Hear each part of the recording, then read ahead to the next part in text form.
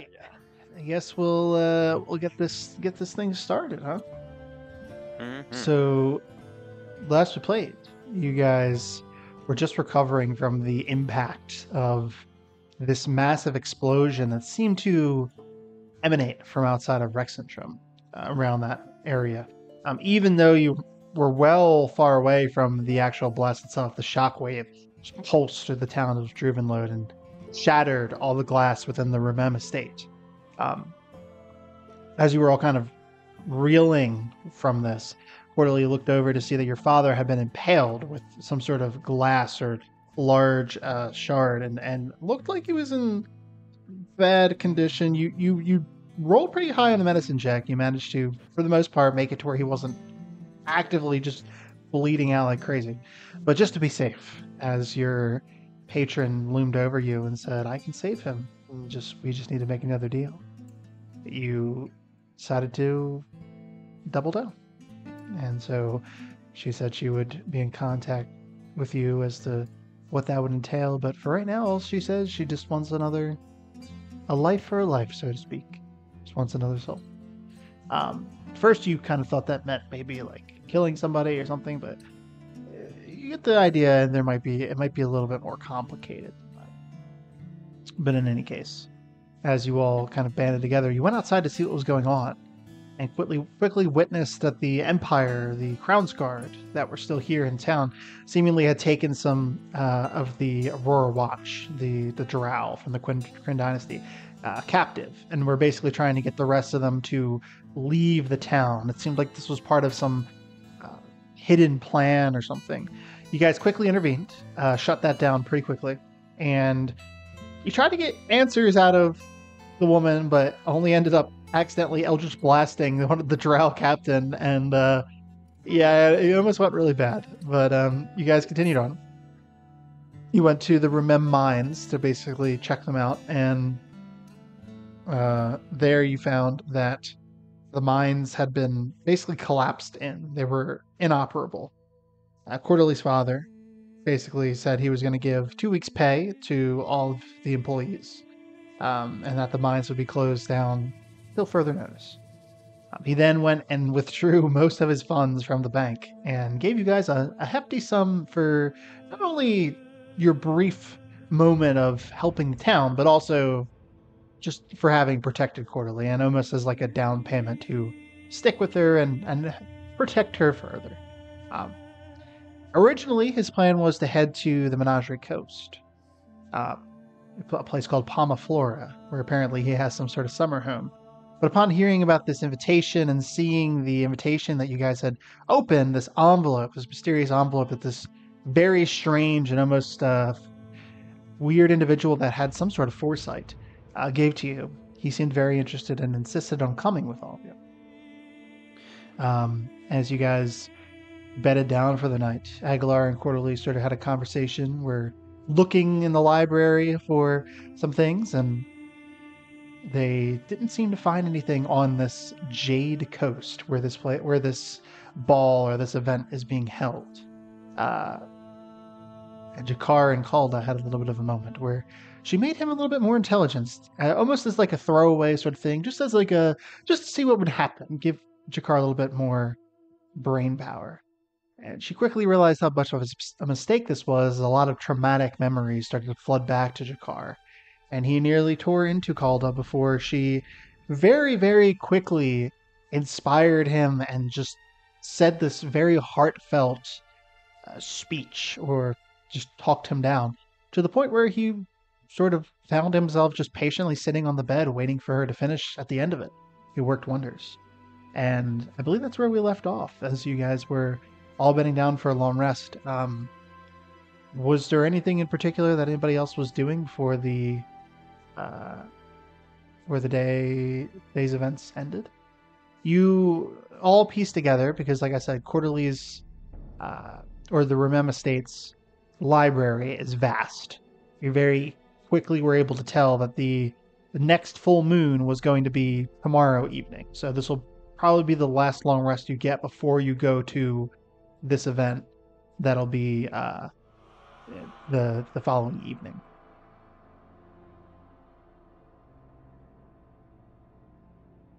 Um, okay, so it's still the same night?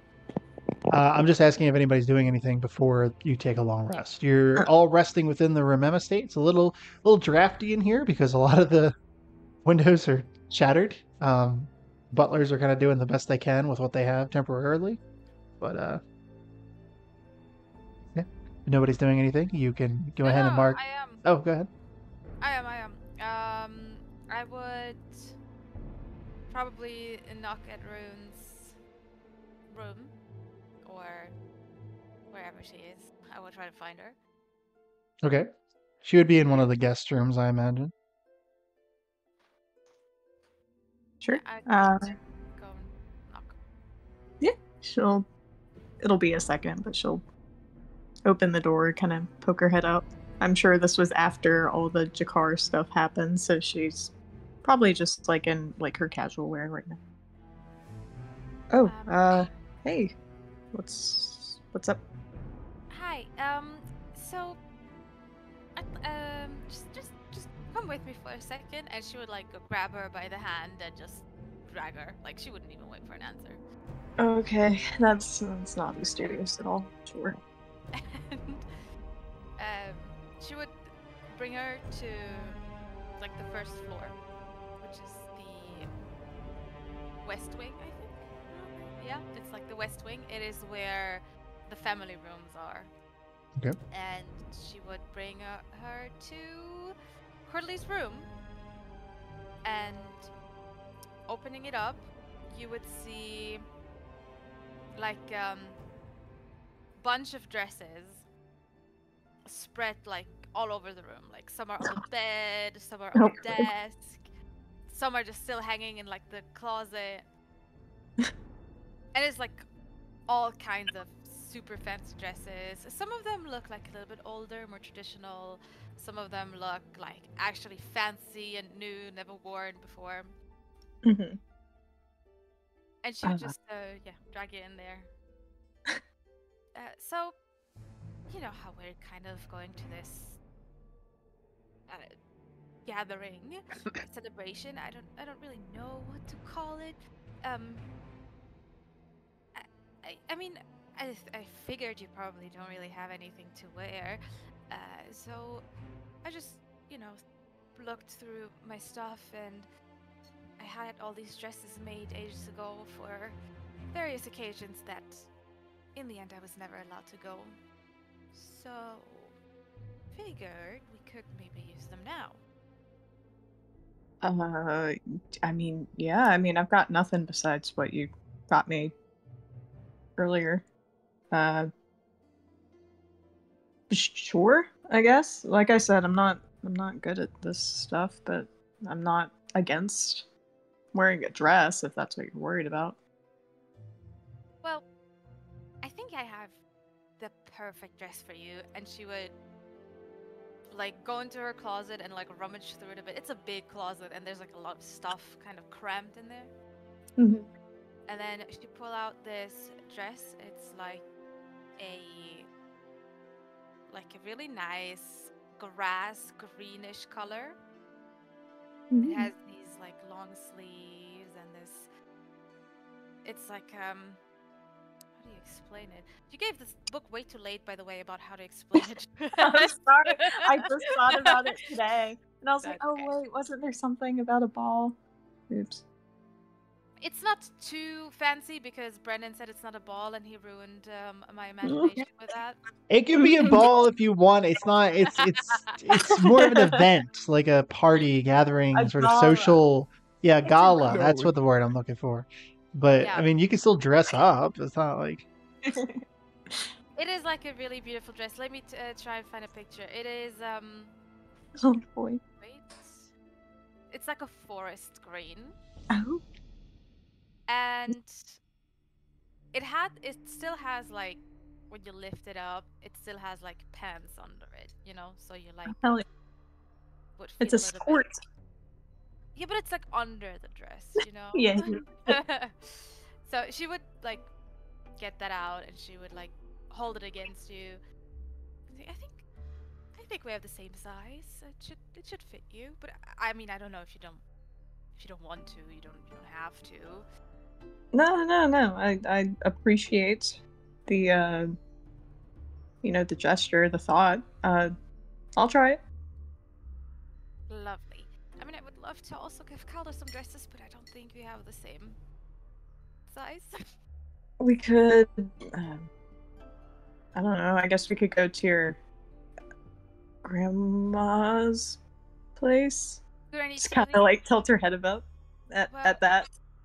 I mean, I feel like now it would be a Not little right now. bit of a Like, bad time come on. to, you know, Oh, yeah. with the bomb going off. Yeah. Yeah, she's fucking dead. What the fuck? Wow. That's actually what the envelope said. It said, "Contact me in 10 minutes, or I'm killing Granny Tilly." Jesus. We actually already know it. I imagine there's like one of those like dressing screens you see like in Yeah. like novels. Yeah, she'll like go change real quick and just kind of like walk out, not quite knowing like Rune's walk is very like not graceful like I imagine Cordelie's would be, so it's kind of like strange seeing her walk out in like this very nice dress, just kind of like this awkward gait as she's walking. Cordelie would have been like busy, probably looking for a dress for herself, and then when she turns around and she sees Rune in the dress, she's just staring, just like she's just staring, not saying anything. Is it that bad? I mean, I can go change. Oh no! It's she gets like she's red, right? But she gets even redder. She's like, "Look this." She's like, "No, it's it fits you. I think it's your size. Yeah, it looks really good." Are you sure? I feel that sounds like you're lying. It Oh makes me- no! It really suits you. I think it's really your color. I mean, I do have some blue and pink ones. I don't know which color do you like, but this looks really good on you. Yeah, friend. I'm looking disrespectfully. No, I mean, if you think this one works best, I'm good with it. Yeah, it really looks looks good. We can pack it together if you want. Yeah, no, I'll change back. So I'll walk back around the screen. She's not quite thinking too much into it. It was just go switching. That's great. I will give the others some suits. Maybe I can ask my father. Yeah, that should work. I think that should work.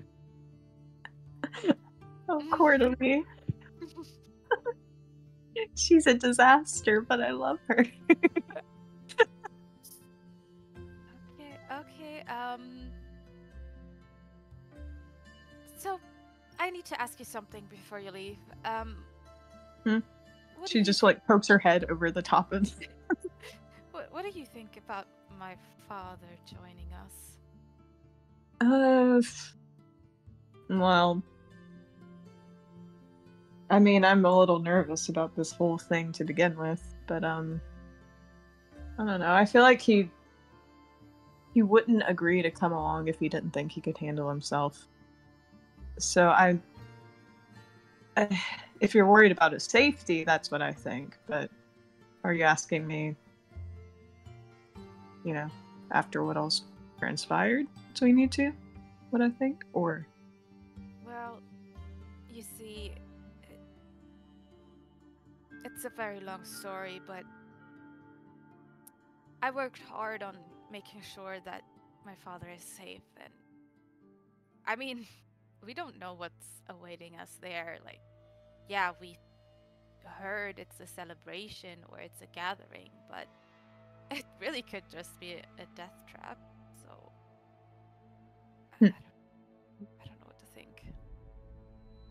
She just like leans her arm on the top of it, just like thinking for a second. Speaking of, not to kind of sidetrack the topic, but your father mentioned you gave a lot for his safety, and you keep saying you gave a lot for his safety. If you don't mind me asking, what's that mean? You see, as she says that, sort of lay next to the folding screen, kind of like leaning up against the wall, out of her sight, you just see her just smiling there, like twirling her hair, kind of slightly cocked head, waiting to hear what you're gonna say. She would look like next to her. She would like obviously look towards her, and I guess Rune would see that she's not looking Yeah. at her. Would she like pick up on that? Like, I mean, if you look over or glance over, you don't say anything. she'll just kind of cock an eyebrow a little bit, but won't say anything about it. Just Well, waiting. you know, it's just that I had to find this very specific medicine, and it was very expensive and very hard to get. So, Medicine. You never brought that up till now. I mean, well, you guys never asked. can I insight check? Sure. Roll, clearly you can roll deception or persuasion, your choice. You don't have to tell us which I one. wonder which one it'll be. I rolled ass 9. You're gonna beat it so easily. I rolled a 21. Yeah.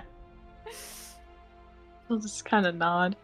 I mean, I guess that makes sense with why you were helping with the whole frigid woe thing. But, you know, if it was something like that, you could have just told us. We could have, you know, helped. Maybe we would have found it faster, but I don't know. I guess it all worked out, so it's whatever.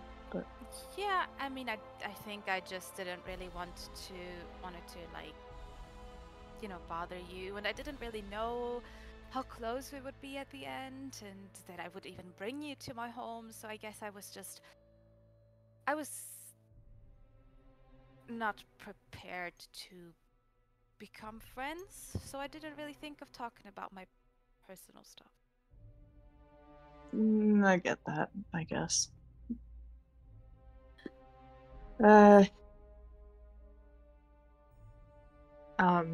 But anyways, all that aside, if he is coming along, you know, since you worked so hard to save him, I'll give you my word, I'll do what I can to keep him safe.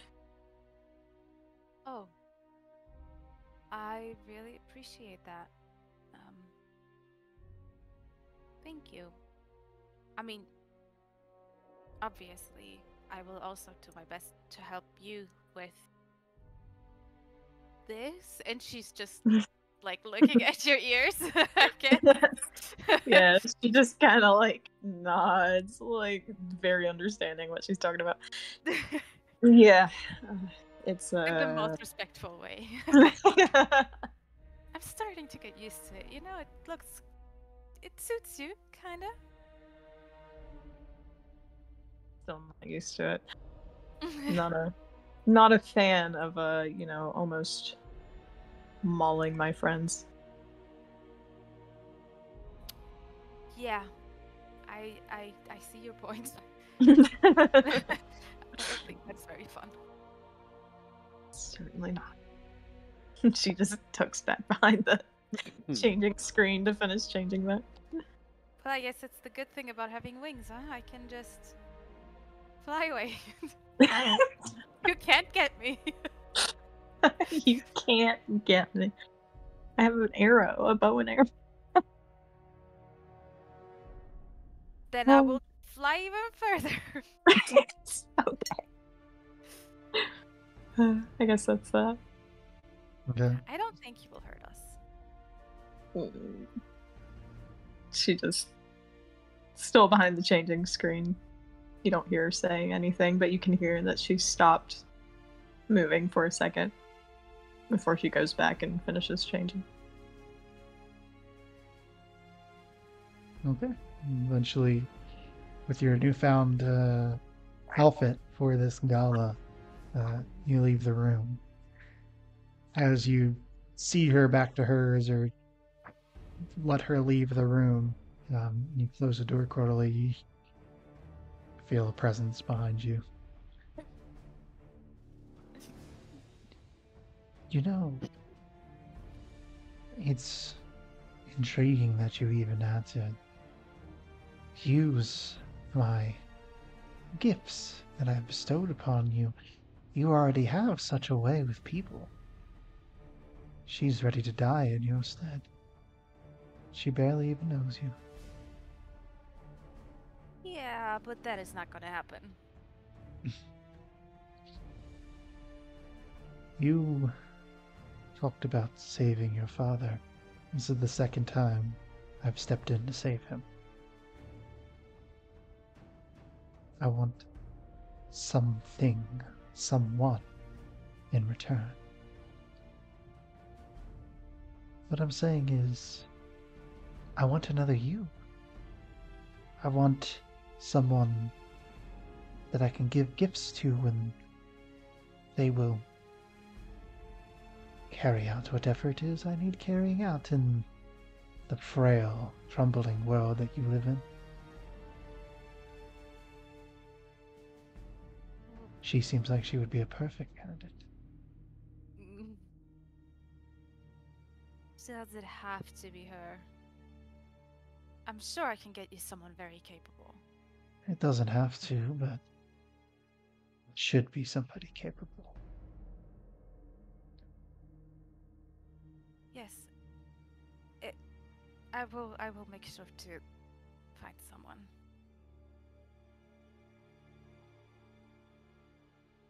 Be sure to do that soon, because the wound your father has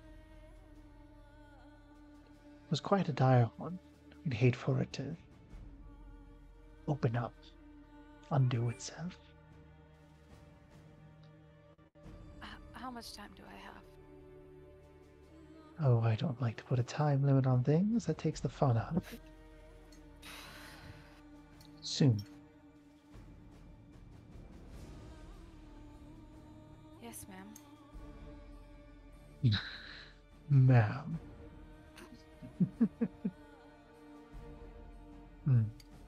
Disappears. Harley's just rolling her eyes. Oh.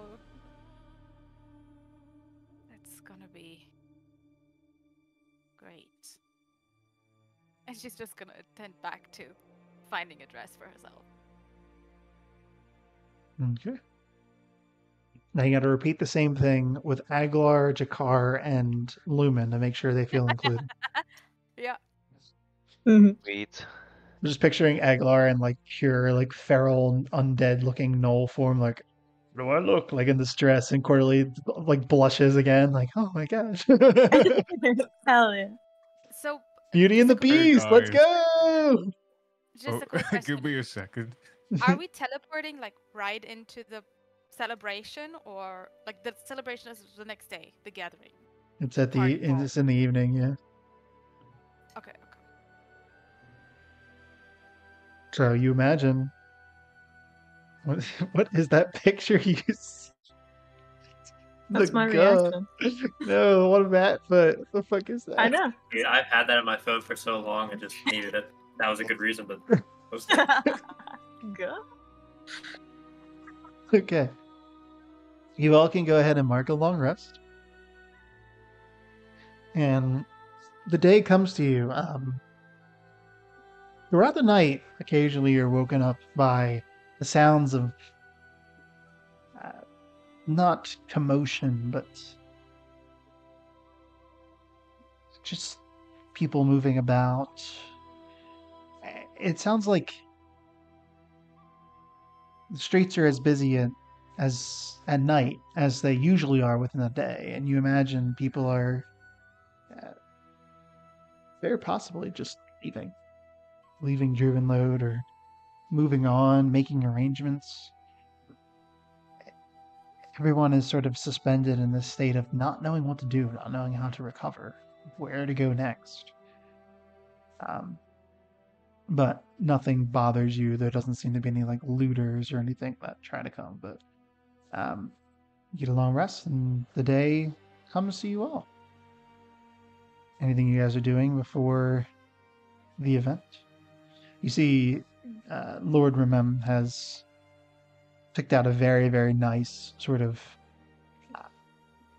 maroon, like dark, like a burgundy, I guess, looking like suit with like a kind of like tailcoat, like jacket and everything like that. Makes him look very kind of like complements his features very well. Makes him look very sharp. He's not wearing it at the moment. You just see him kind of like setting it out and everything. But is anybody doing anything to prepare for the day? There was no dress code on the thing, so if you guys want to get dressed up, you can, or you can just stay in your normal stuff. There was no restrictions or anything. It was kind of vague. I think Cardley would have definitely asked Melon to lay out some suit options for the rest of the party. Okay, fair enough. Aguilar, Jakar, and Lumen, you are given, and Calda as well, but you are given options if you want them for different types of suits. Lord Remem kind of offers to allow you, kind of give you like loaner suits that he kind of explains. He's like, typically for events that we have here, we have our staff dress up in a certain way. What I'm saying is these belong to the servants. So do not mess them up, else I expect them to be compensated as they are. Essentially giving you one of their uniforms to wear for the night. Are any of you choosing any, or? I reach for the one with suspenders. Okay. Yes, there is one with suspenders. Very, very nice. Kind of. I mean, it's your Lumen's typical. already going towards that one. Roll initiative. No, this is fine. They're very. A lot of them are very like, your typical black and white kind of butler-looking thing. But There you go. I'll have taken just a little time, either during the night or in the morning, just to tinker my armor a little bit to make it look a little more elegant and less like battle hardened. But I'm just gonna stay in my typical suit. sure. Hell yeah. Yeah, easy enough to do. You're able to, you know your armor very well. You made it basically, so yeah, you're able to do that, clean it up a bit, make it look a little bit shinier, intricate. So perfectly fine. Lumen will take a suit jacket, but nothing else. He'll keep everything that he has on. All right. Okay. I imagine Calda may have chosen something. I think she's already dressed pretty nicely, but we could say whether or not she wants to. She could, choose something or not choose something after the fact. It's not a super crazy thing. But... Okay. Rest of the day goes by. Any last minute preparations being made? Yes. Lumen needs something, or if something will work. So for augury, needs some sort of divining tool. It specifically lists out a couple, but it lists out a cost of 25 gold pieces. Now, my question is does he have anything on that could be used as a divining tool for his A divining, what is it? A divining tool. Divining It's tool. some gem inlaid sticks, rolling dragon bones, ornate cards, or employing some other divining tool. Could he use his proficiency in playing cards and the cards that he has and the domain that he's kind of in? Can he use that as a divining tool? Absolutely. I mean, yeah, that's your whole character's thing. That's that's for sure. Absolutely. Then he's good. That's the only thing you need to prepare. Okay. Are you going to cast augury? But way at the end before we go. Okay. It's 30 minutes before an action. Oh, right. The second level spell. I always forget that. Okay. Anything else? Anybody making any other last minute preparations? Drubenlode is a decently large city. It's not super big like Rexensham or anything, but it seems the people that have stayed are still trying to make a living. There are still shops open and stuff like that. There's just a very large air of tension and uncertainty, especially after yesterday's events. So you're not too sure if that'll affect anything or what's going on. There's also, for whatever reason, if anybody wanted to go gamble before the event, there are two large gambling taverns here: the Sterling Satchel and the Cabin of Fortune. So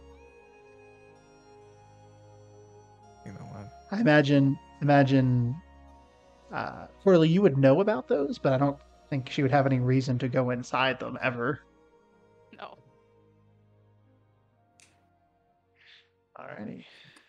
I think what Jakar would like to do is take a walk into town. Okay. Kind of going off on your own for a bit? Yeah, Alright. just for a small while. Any in particular place you're going, or are you just wandering looking for stuff? You don't need another person, please. No, it doesn't. If I had a nickel for every time that Bacon's character consumed somebody on him by himself in a town, I'd have 2 nickels, which isn't a lot, but it's weird that it happened twice. Let's say there's a nice back alley. Just, wondering. Yeah, you wander through the town, and I mean, you're still wearing the circlet, right? Yeah. Yeah, you don't really attract many eyes. You kind of just blend in. It's a different but kind of welcoming change. People seem to be worried about themselves and what is going on, the state of things. You look off in the distance of the direction of which you saw the blast, and there's still just like this. It's pretty far in the distance. It's the capital, but you just see this like weird, like shimmering, like bluish, almost like stars that are just like twinkling above like the area. Pretty, but the implications are how terrifying. You see, as you get closer to the center of town, there is a large detachment of Aurora Watch, Drow. They're moving through town. And you see one of them kind of cries out. It says, "Martial law is still in effect. This war is far from over. Nothing has changed. Juvenlode is still under the control of the Kryn dynasty." You see, like, people kind of make way for them, but it's strange. Like, you just see looks of doubt where, like, people don't really seem to be as intimidated as they were before. Word travels fast, and it seems like even just normal citizens are starting to have thoughts of, if not fighting back, at the very least, not submitting to this invading force now. But you kind of just walk around. You head down. You head through the different districts. You head to the Pillars, which is kind of like the industrial district. You see all manner of people that are coming and going, still working. You see a couple the factories that seem to have stopped production. And at one point you see there's one, looks to be like a wealthier individual that is safely standing behind about 4 or 5 guards who are kind of interposing themselves between this wealthy man and like a crowd. You see the wealthy man is like, "We're closing down the factory until further notice. With everything going on, we have no clue what will be happening in the city, and we don't know if we can keep you safe. Not just from different forces of the war, but the monsters of the Silverquell Bridge. Everything is up in the air, and it's better if you all just go home for now." And people are starting crying out about how they're going to feed their families with what is going, what is going to happen to them. Yeah, it's just a mess. Eventually, you reach the Silver Street, the main kind of little walkway thoroughfare through kind of where you guys were heading down when you encountered that thing yesterday. The Crown's Guard taking that drow hostage. Um, things are very tense. Eventually, you get to kind of a section, a plaza, if you will. It's kind of like a small water fountain thing going on with it. And you look to your right. You see this very large, kind of like almost looking like a cabin, but like a lot bigger. Like someone took a cabin and like upsized it to like warehouse size. But it still kind of like looks cozy in its own right. And you see like engraved on the top of it, there's this thing called the Cabin of Fortune. Across the way, there is another business that looks kind of rivaling the size of this other building. Doesn't look to have like a cabin aesthetic. It just looks to be like a large kind of fancier looking building made of materials that you don't see many of the buildings around here being built by. And in silver silver lettering above the door, you see it says like Sterling Satchel. There doesn't seem to be a whole lot of people coming and going from either of these. You can see a couple of the staff are standing outside of each one, almost trying to, I guess, advertise. You hear very kind of predatory phrases of like, everything is up in the air right now. Come to our tavern and you could win big for your family. Things like that. Like they're just trying to play off of the current situation to get people to come in and gamble. As you're walking by, you hear a voice kind of off to the side that's like, "What about you? Are you looking perhaps to have a good time? You there, Goliath man?" You turn around. You see this very well dressed tiefling woman, and she has these like horns that kind of jet the first set of horns on her head kind of jet like up like normal. Then she has two smaller sets of horns that kind of branch off from like the main set that kind of go further back. She has this like very kind of long white hair that kind of just flows down her back. Um, Kind of elf inspired ears a little bit too, oddly enough. And she has like this pale white skin, but these very, very intense red eyes. And she's wearing this very nice red outfit that complements it. And she's kind of looking at you from behind these red sort of spectacles that she's wearing. She adjusts them a little bit and kind of walks forward. She's like, "What brings you to a place like this, Druvenlode? You seem... Have I seen you from somewhere?" I I don't think it would have. She kind of snaps her No. fingers and points to you. She's like, "Oh, you were with that group yesterday that handled that little dilemma down at the Glittering Oar, the tavern. You were with them, right?" Yeah. Hmm. We were. No, I'm sure many people would be appreciative of that. Can't have your guards fighting to the death because who's going to protect the people? Who's going to protect their interests? What does that have to do with you? What did you say? Sorry. What does that have to do with you, though? With me? It Yeah. has everything to do with me. I run a business here, after all. The fate of the town is the fate of my business. She extends a hand, obviously much smaller than yours, even in this form. But she kind of, for like a handshake, she's like, "My name is Fortune. I am the proprietor of the Cabin of Fortune. She kind of points over her shoulder towards it. And what's your business about fortune? Like, do you make money? Or you can. It's not guaranteed. It's a gambling den. It's a tavern. I'm not going to stoop to the level of our rivals over there. I'm not going to promise people that everything is going to be okay if they step through my doors, because that's not how things work. Oh, You could, if you're good at playing games, perhaps you could win some money, but if you're not, you'll probably lose quite a bit. I mean, why not? First time for everything.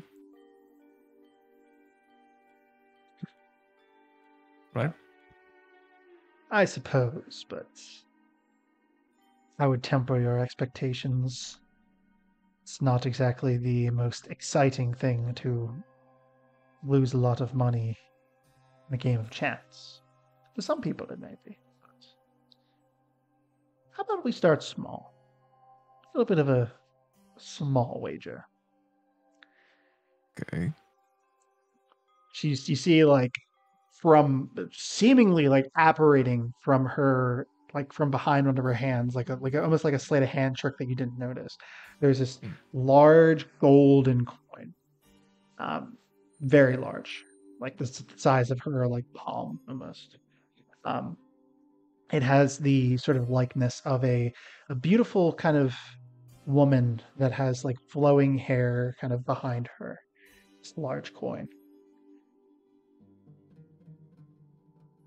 Heads or tails? Tails. Tails. Fair enough. If you win, I'll pay for your first buy-in for whatever game you want within the Cabin of Fortune. But if I win, you have to bet an amount of my choosing. And not just money. We deal in other sort of bets as well. Sound fair? Jakar tries to think, but he doesn't like to think that much, so he just nods. Okay. Yeah. Your tails, I'm heads.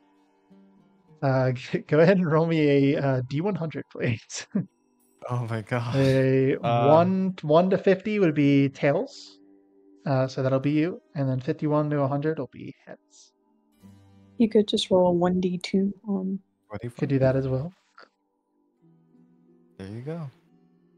There's a 1d2. I got 25. On 25. On the bot. Yeah, you on can the make the bot, bot yeah. roll that. Oh, Yeah. okay. 25. Okay, so that's tails. So you win. So she flicks it up, and the coin like flips in the air, and she has to kind of like catch it with her whole hand instead of like her fingers with how large of a coin that is. But she catches it, puts it over, and flips it over on the back of her other hand, and kind of stands there for a good like solid 5 seconds looking at you, and then without looking down at it, she takes her hand off and shows it to you. And then upon seeing your reaction, she looks down at it. Oh, well. I guess luck isn't on my side today. Fair enough. Tails it is. Kind of, once again, just very deftly sleight of hand, the coin disappears. And she holds a hand out to you. Well, first one's on me. Oh. Okay. She leads you to the Cabin of Fortune if you follow her. Yeah, I do. I think Jakar is now invested in the. He's interested in like close up magic, so he's like completely enthralled. This is like the closest thing he's had to like, damn. Okay. Very impressed. The inside is kind of keeps up the sort of aesthetic. It is like a large warehouse sized cabin. It's very cozy inside, very nice, temperate. And she, true to her word, will pay for your first buy-in for whatever game you would like to do. For the sake of brevity, how long are you thinking Jakar is going to stay in there for? Oh, God. I think. How long until the actual gala? It's in the evening. It is like midday at this point when you're going in. Oh, okay. Like he still has a reason to be here, so I guess he's going to go for it. Please. Let me roll a d4 for this. 1d4. 3 hours. Oh, 3 hours. Okay, Yeah. fair enough. That's not too bad. Would you like to play an actual game, or would you like to leave it to like a couple of rolls? Well, let me ask this: would Jakar recognize, like, if he lost a couple games in a row or something like that? Would he recognize? Would he be one to be like, okay, I need to stop myself, or would he just be going? I think it's not what's stopping him. Is like the money's more of like the hunger. Okay. Yeah. I think I think he's not like, you know, he knows a trap when he sees a trap. You know.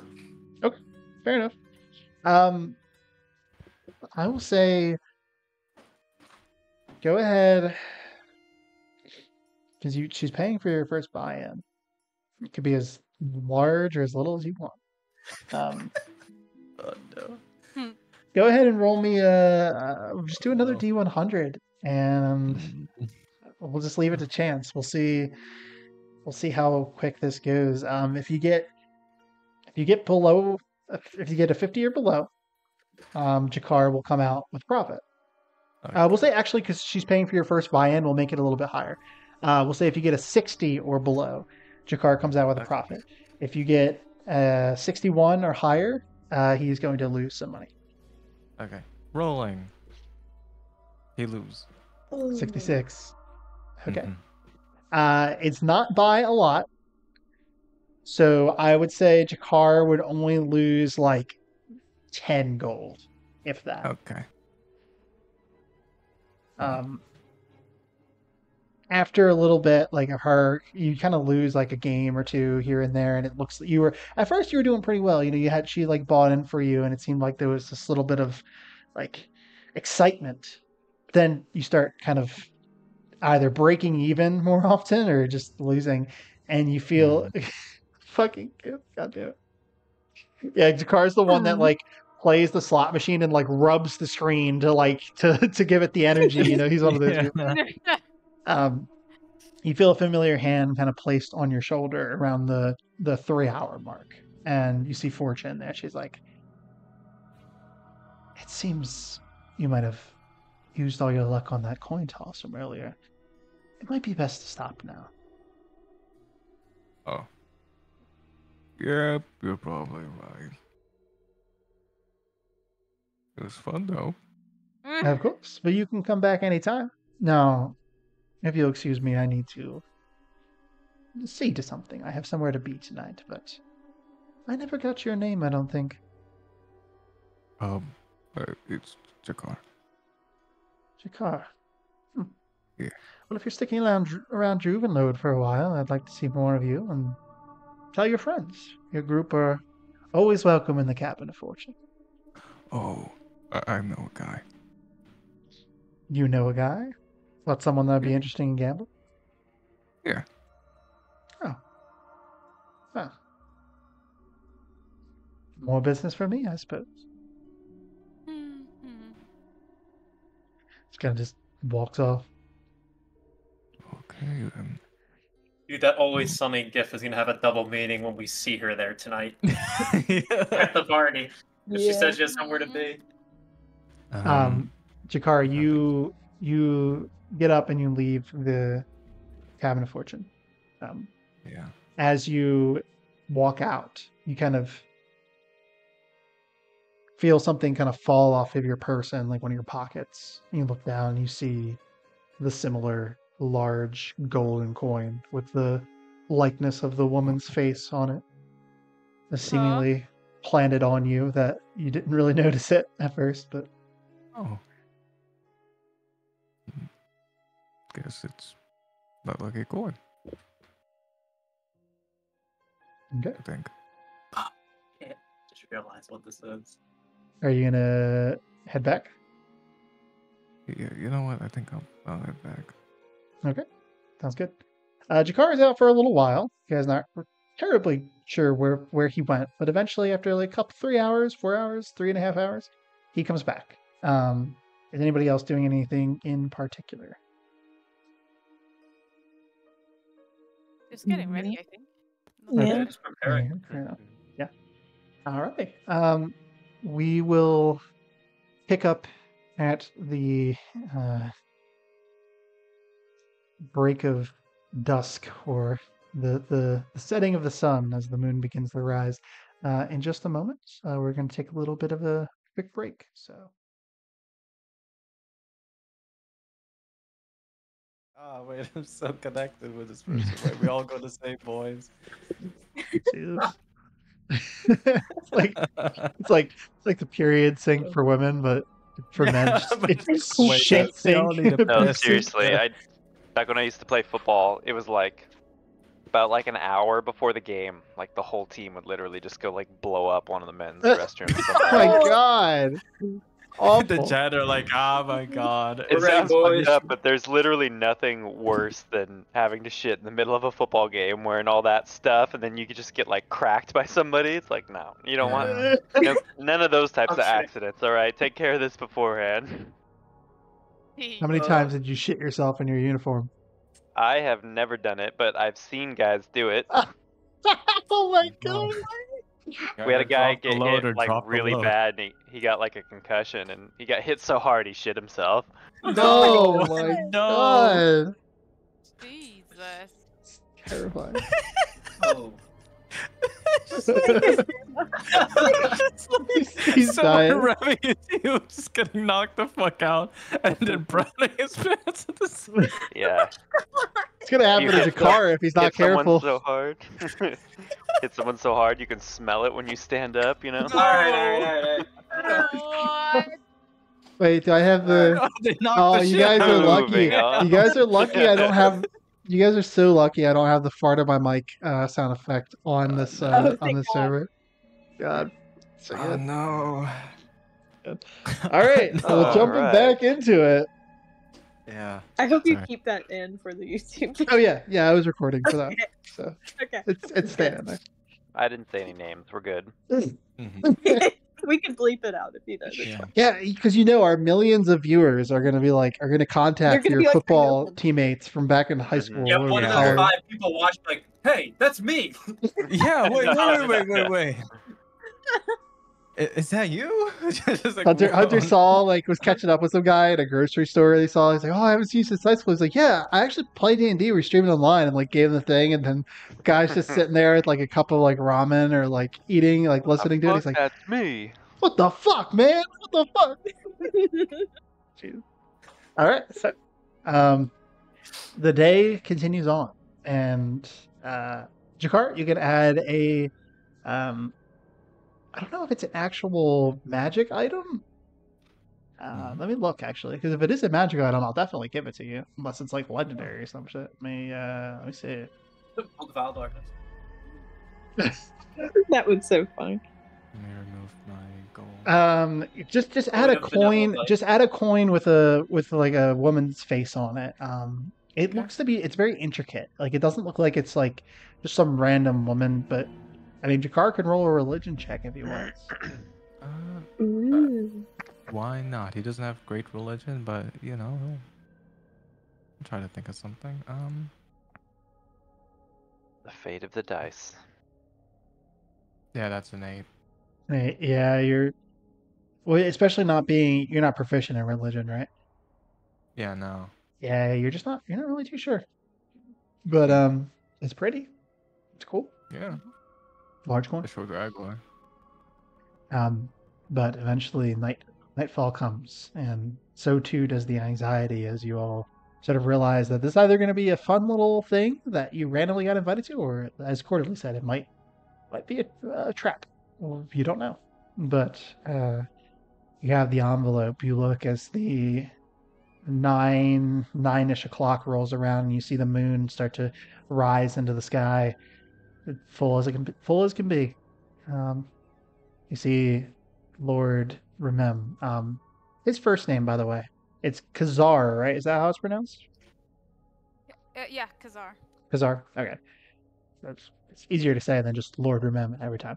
Uh, Kazar kind of walks up alongside the group and dressed very nicely. You know, the rest of you, whoever chose different clothing pieces, are also dressed very nice. And he kind of looks to you all and says,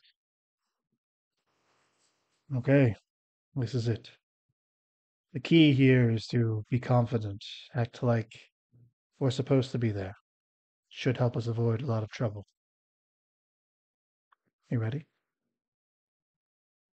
If you all would allow me, to delay this for a moment, I would like to try something. Uh-huh. We're all, a lot of us are very clearly nervous. I just want to maybe assuage your, you know, anxiety a little bit. I'll need a little time though. Uh, sure. Sure. Just a I don't moment. believe I don't believe the moon is going anywhere anytime soon, unless another catastrophic event happens. So I don't see why not. Involving the moon, that's just highly unlikely. Um, he'll ritually cast augury. So it adds 10 minutes, but it doesn't need a spell slot, so it's 11 minutes. And he'll lay out the cards, and then yeah, he'll also try to maybe invoke the snake a little bit. Maybe that'll help on this. And Snake. Sorry. yeah, so it's one. You receive an omen from about the result of a specific course of action that you plan to take with the next 30 minutes. You get an answer for it or an omen. Um, he's gonna think for a second and internally uh, would have asked the question that might have been a little bit more selfish or like self, preservation oriented. But he's gonna ask if Lord Remem coming with us is a good idea.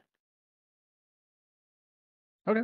And it's wheel for good results, woe for bad results, and then there's also like an undecided Wheel, thing, right? wheel, and woe for both good and bad, or nothing. If they aren't like especially good or bad, they're neutral.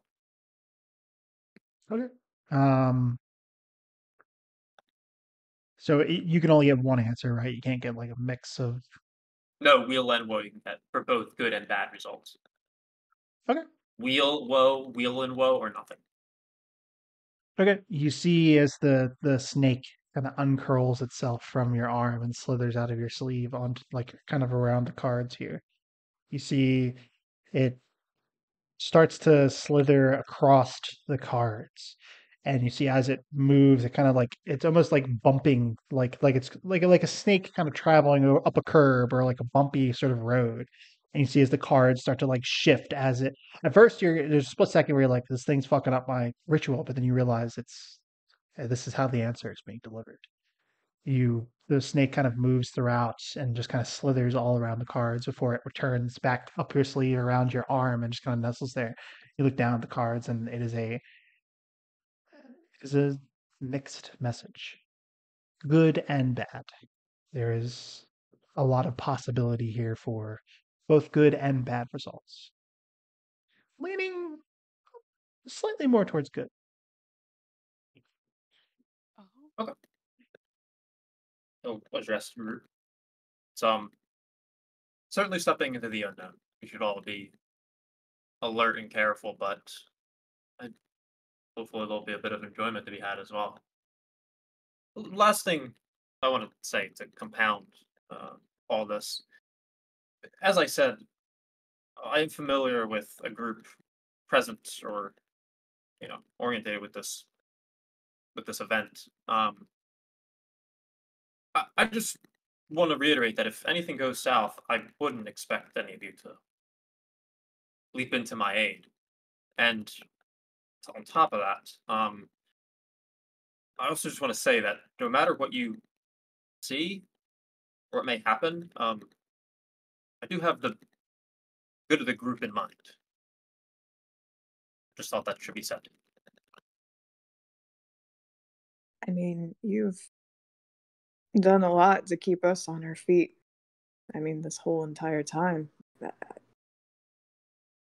like I've said, I'll do what I can to help you if things do go south. So will I I. appreciate I mean, that. if we're all worried about it, we should probably not stray too far from each other. I mean, especially since we're going somewhere we are essentially fish out of water. I agree, and thank you. As I said, I just appreciate everyone to have an open mind. But I'm certainly ready. Well, I found most of you by coming to save you once. I don't see any reason to stop now.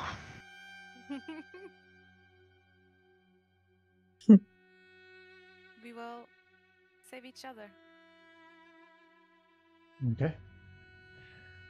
You hold up. Who has the envelope, by the way? I think it was handed back the quarterly. The father took it. Lord Rimmon took it and tucked it away, he said. Did he? Yes, you said so. Oh. Yeah, He would have given it. He would have given it back to whoever wanted to be the one to initiate it. Oh, Either Lumen or Quarterly Lumen. for sure. Lumen can do it. He'll give it to Lumen. Yeah. If everyone's ready, he'll unfurl it and I can Okay. hold it up.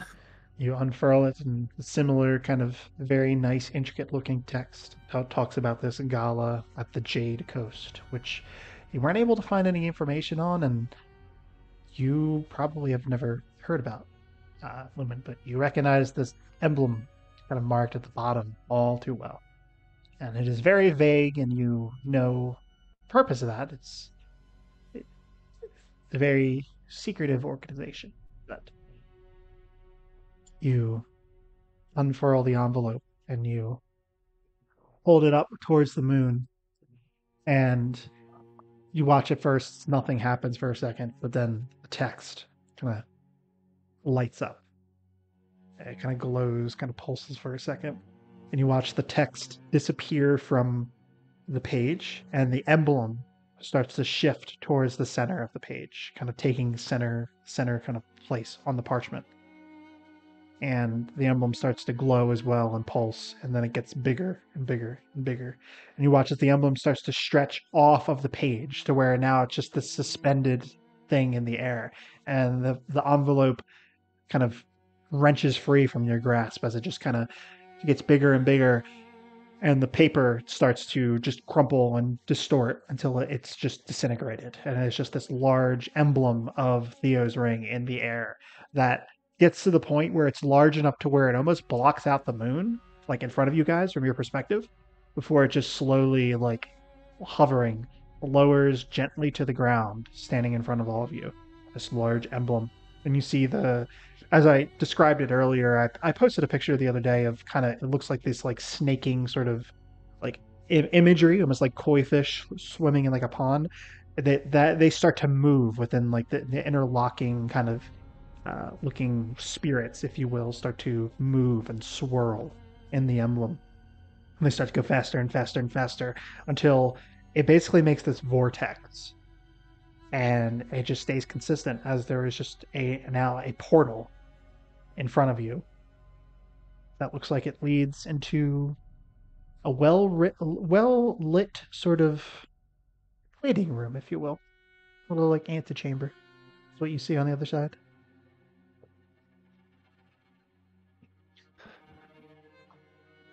I guess Oh. we're moving through. Off we go. I'll Okay. step through.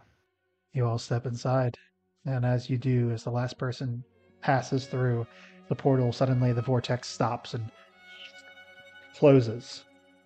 And you watch as kind of behind you from where you entered on the ground now, there is just this emblem of Theo's ring, the same one that was on the paper that is just now sitting there, kind of flattering a little bit to the ground, but is just sitting there. You look about you, and like I said, you're in a very well lit room. Um, it is something reminiscent of like an Arabian sort of like palace almost. There are all manner of like intricate looking like pillars and like designs on the walls. You can see there are like plants in the corner, these large kind of tropical jungle inspired plants that don't they're large, but they don't like it's not to the point where if you walked past them you're gonna like hit them or brush against them or anything like that. Um, it is the ceiling is very like kind of has like this almost uh like almost like looks like you're looking into like a jet engine where it's like all those like interlocking lines that just kind of come to the point where there's this intricate kind of little roundish things sticking out down the bottom, kind of making like a dome ceiling of sorts, and just all manner of just very intricate things. As you all kind of take this in for a moment, you uh, see that there is a pale elvish man that is kind of standing at the far end of the room.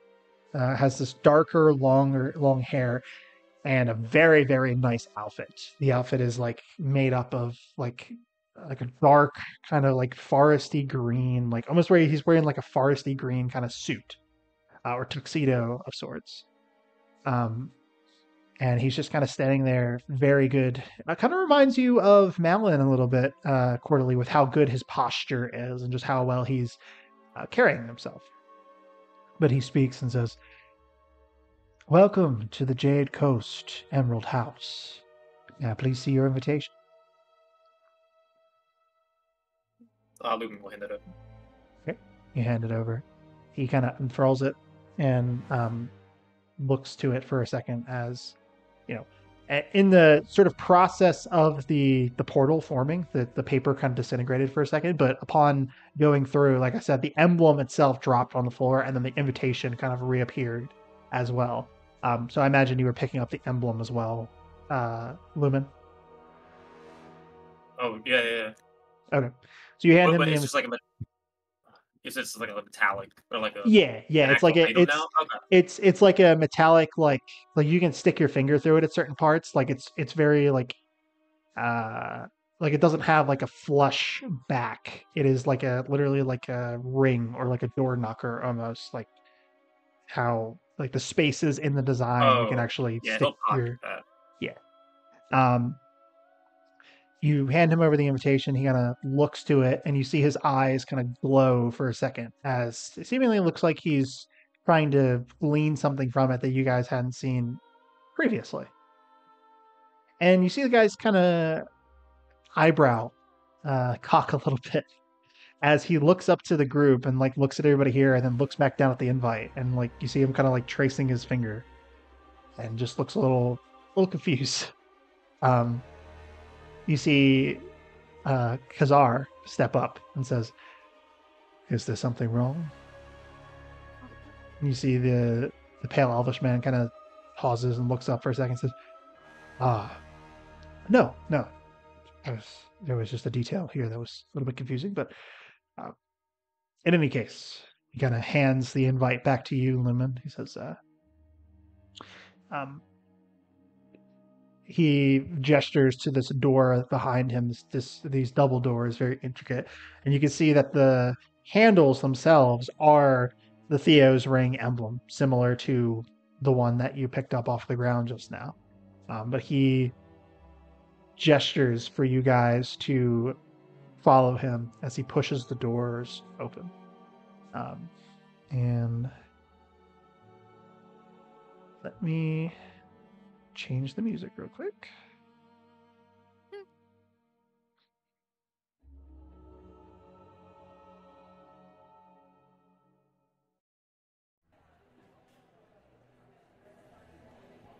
He starts playing Arabian Nights, I'm gonna lose it. Initially, when you guys walk in, you can see that you're walking into a hallway with other interconnecting rooms of similar looking groups and people coming out with similar looking dressed staff that are ushering them in. You imagine this is some sort of hallway that leads into the main thing. You see that it is a narrow hallway that leads out and opens up into a very, very, very large room with a ceiling that goes roughly three stories up. You can see instead of multiple rooms, like I said, there's just this large room, goes about 3 stories before the ceiling starts, and you could see that you imagine there are further stories above this, like other rooms and things like that. The only doorways that you see are the ones that people are coming out of into the smaller section, and then like you can kind of barely see because there's a lot of people in here towards the back. You imagine like stairwells that lead to higher floors. You also see that there are kind of at the second and third story marks. There are like wraparound or like little balconies that jut out that you imagine are so people can kind of walk out if they're on the higher up floors and just kind of look at everything going on below. There is a lot that is to take in, so I will describe it to the best of my ability, and then I will uh, post some pictures of kind of what the design looks like here. Um, Let me see. You see the inside of this hall that you're in is made up of very nice polished wood, and marble and things of that. You see there are pillars and similar looking, as I said, like Arabian kind of like Indian Arabian kind of looking like spirals or pillars, very kind of all over the place. Not even really there for. I mean, some of them are there for structural support, but you imagine others are just there for the design of it. You see there are plenty of plants and other flora that are hanging about, but none seem too invasive or close in a way that they dirty the very nice kind of like marble polished floor. It just very kind of basically if you walked into a room that Maddie had free will to decorate, just plants hanging everywhere. Uh, um, It's Yeah.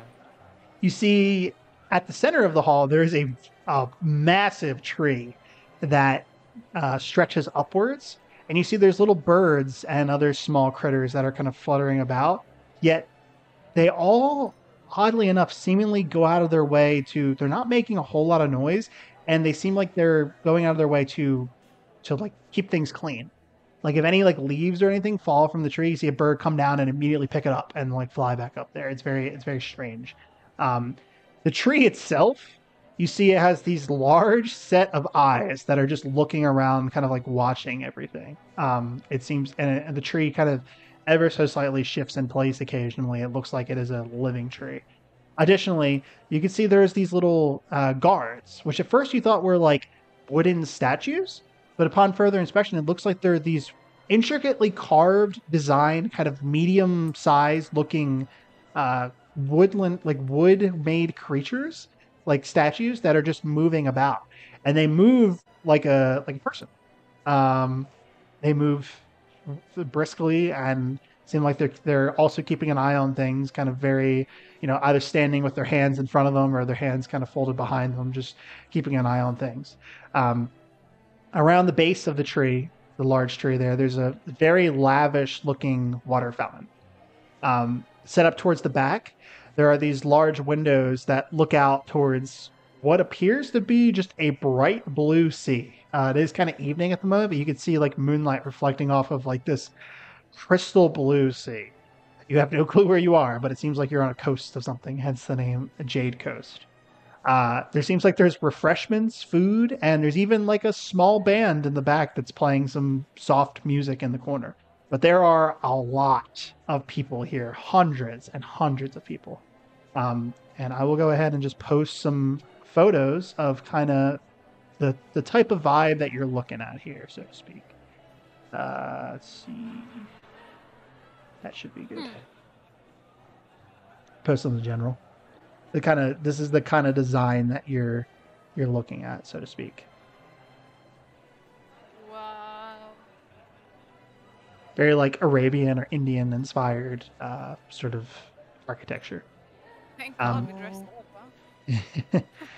As you guys are taking this in, the pale elven man that let you in, he starts to speak to you and kind of points to different places. He's like, food and beverage can be found towards the back of the hall. Restrooms are across the way from where we'll be entering, as he kind of gestures off to where this narrow hallway ends, where all these people are coming out of these rooms. There's several doors at the very end before it opens up into the actual hall itself.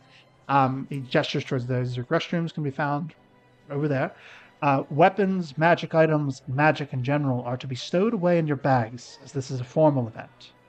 As he kind of very pointedly looks to whoever has weapons or things like that. Damn it. He looks to you, Aguilar, and he's like, the armor is fine. You may continue to wear that. That is fine. All right. That's all we need, baby. You're Send about them to in. get naked. He continues on and says, gambling and other entertainment can be found on the upper floors, accessed by the lift at the leftmost side of the hall. Should you need any further accommodations, do not hesitate to ask any of the staff or guards posted about. Please enjoy yourselves. And you watch as he just kind of gives a very dignified bow to all of you and walks back in the room that you guys just came out of and closes the door, presumably waiting for more people to show.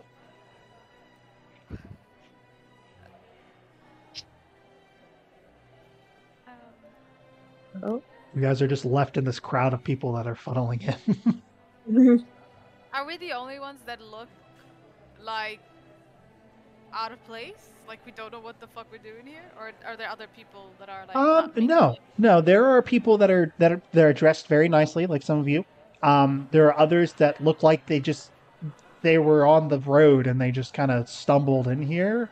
There are some people that look like they're in as much awe as you, but there are some others that just look like they are there for business and are very quickly like making their way inside.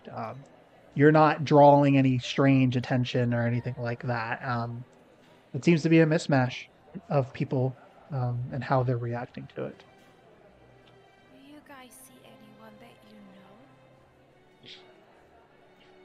you know? Lumen will look out, scan the crowd. Okay, make a perception check, please. All right. 9. 9. It is extremely packed in here.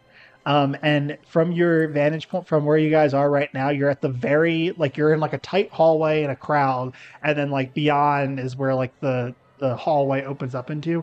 You just see heads and colors, and like it's just so much. You don't see anybody that you would know at all.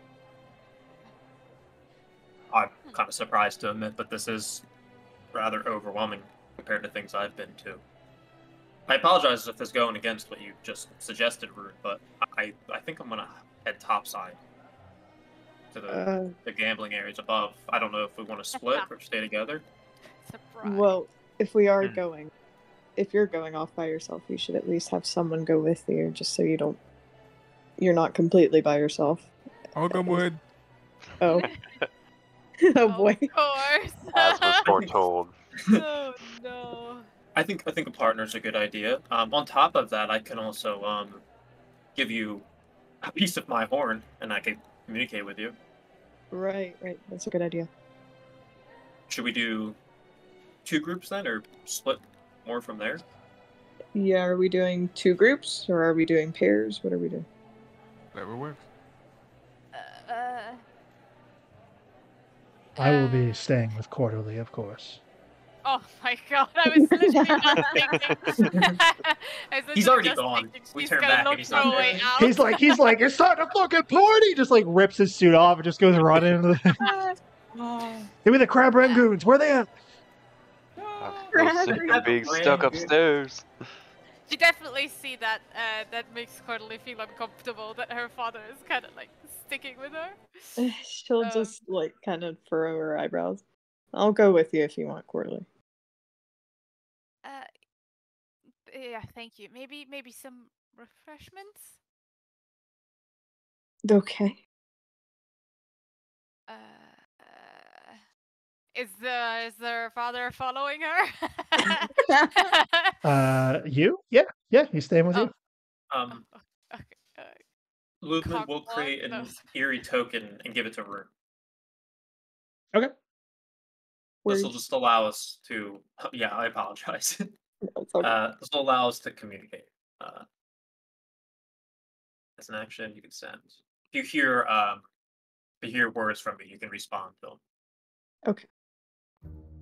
But I is won't be able to hear Egler you, unfortunately. coming with us? Yeah, I'll stay with the ladies, I guess. Okay, Because, so one group is going to Call be the quarterly rune. Calda, Quarterly, Rune, and Aguilar, and then the other group is going to be Jakar and Lumen. And called up, Calda's going with Lumen and Jakar. I guess. It would make most Sure, I think that sense. would make sense. Yeah. Fair enough. I mean, I was going to say Calda could have gone off and done her own thing for a little bit, so make it I mean, easier she on can me. also do but- that, I guess. Yeah, I think she would do. I think she'll do that for right now. She's gonna be like, I'll catch up with you guys later on, and I'm gonna just peek around a little bit, do my own sort of sleuthing. If I see or hear anything crazy, I'll be sure to find you and let you know.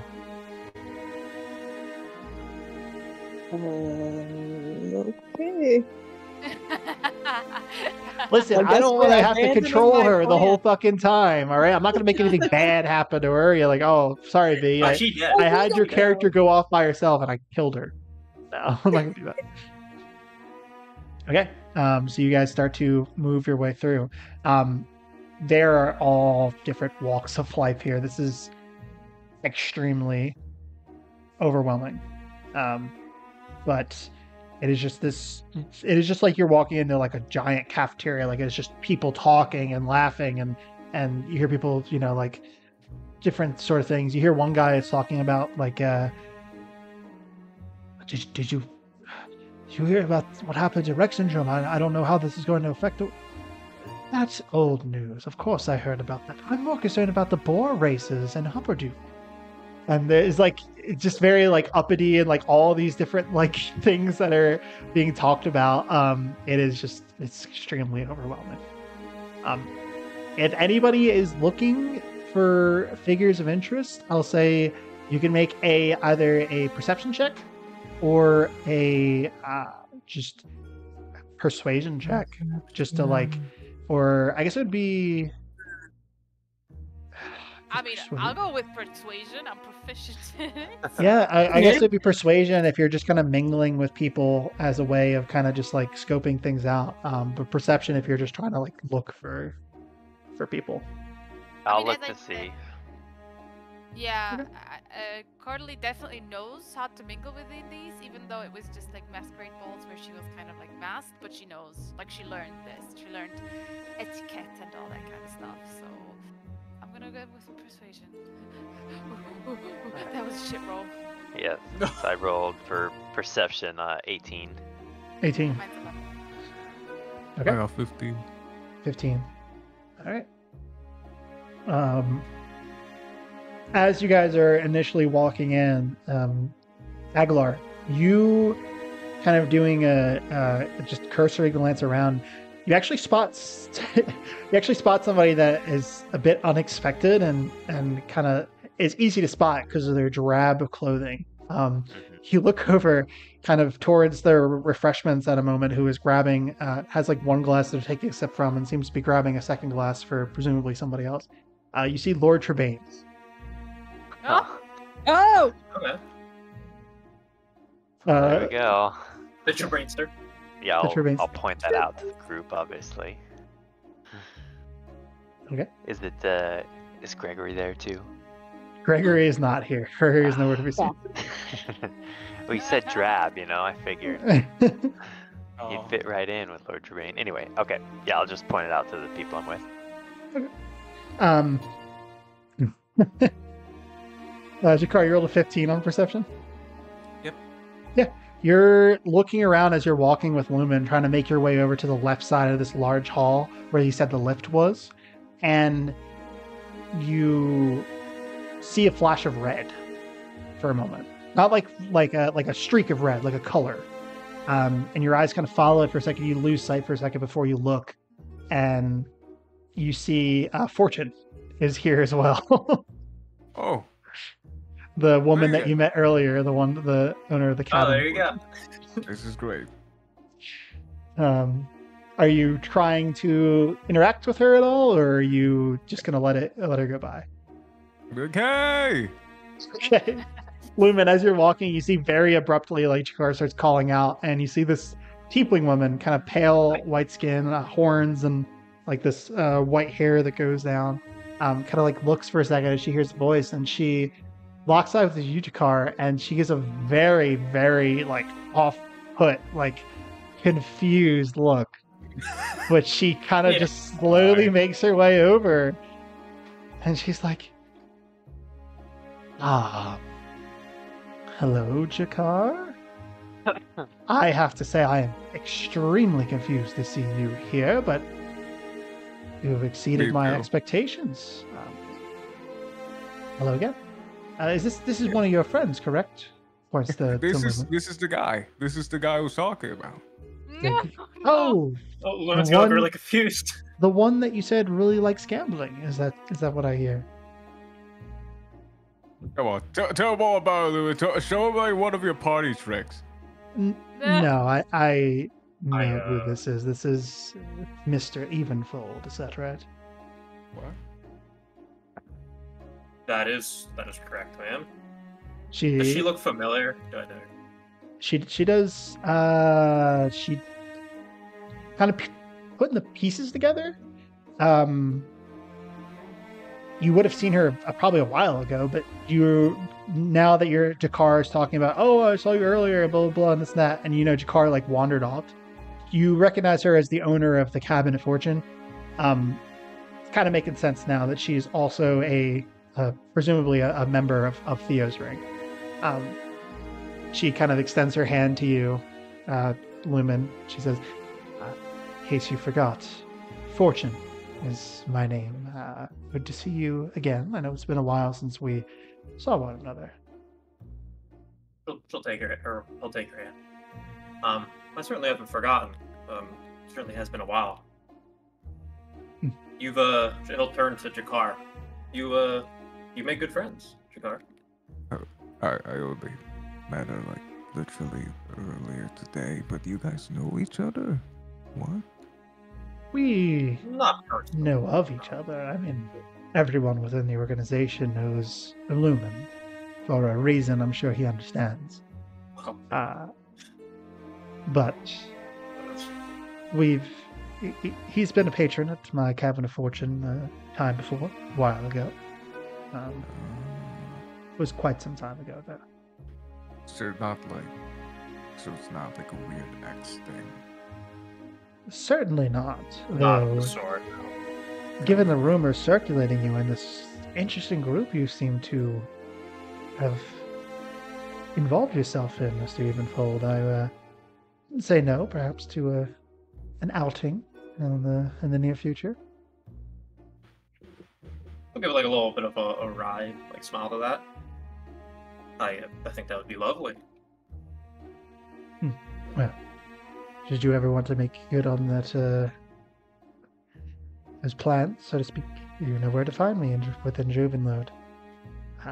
It's nice seeing both of you. It's extremely confusing, but now seeing Lumen here makes a little bit more sense. If you'll excuse me, I have people to mingle with, so I'll see you all later. I'm not gonna try to medicate here, but does Lumen know who she's affiliated with?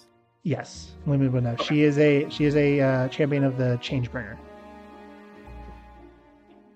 So, as she's wandering off, may, and no pun intended, may fortune and change find you. And she will look back with a kind of a smile and say, and may the shadows make it to where you are never found.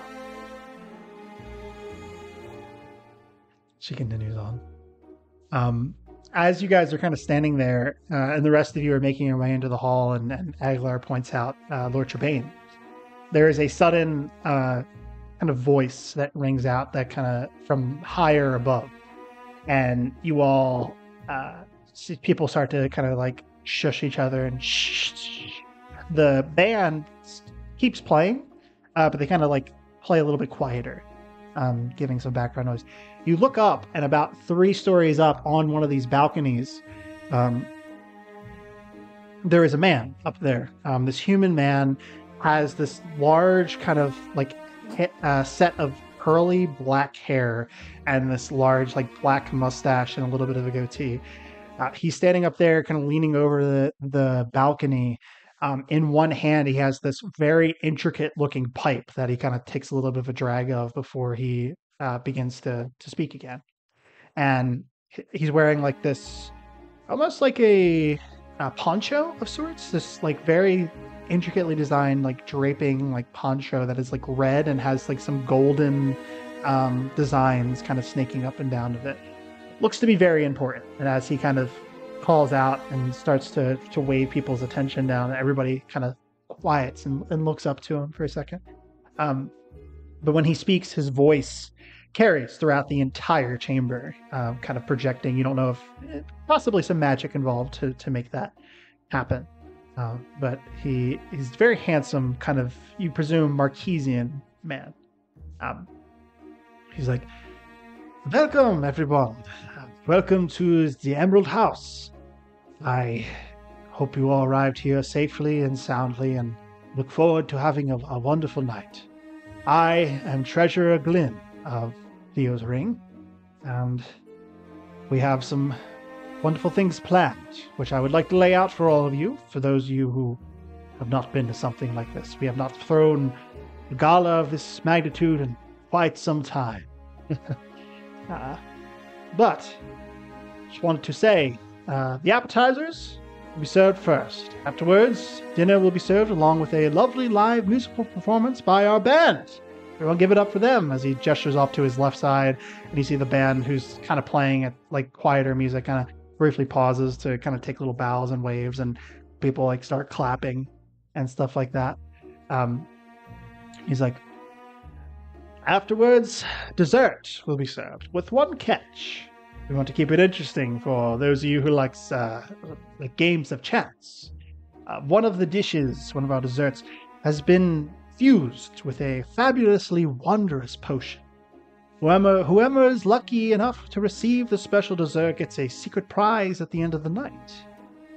So be sure to have some of it because it is to die for."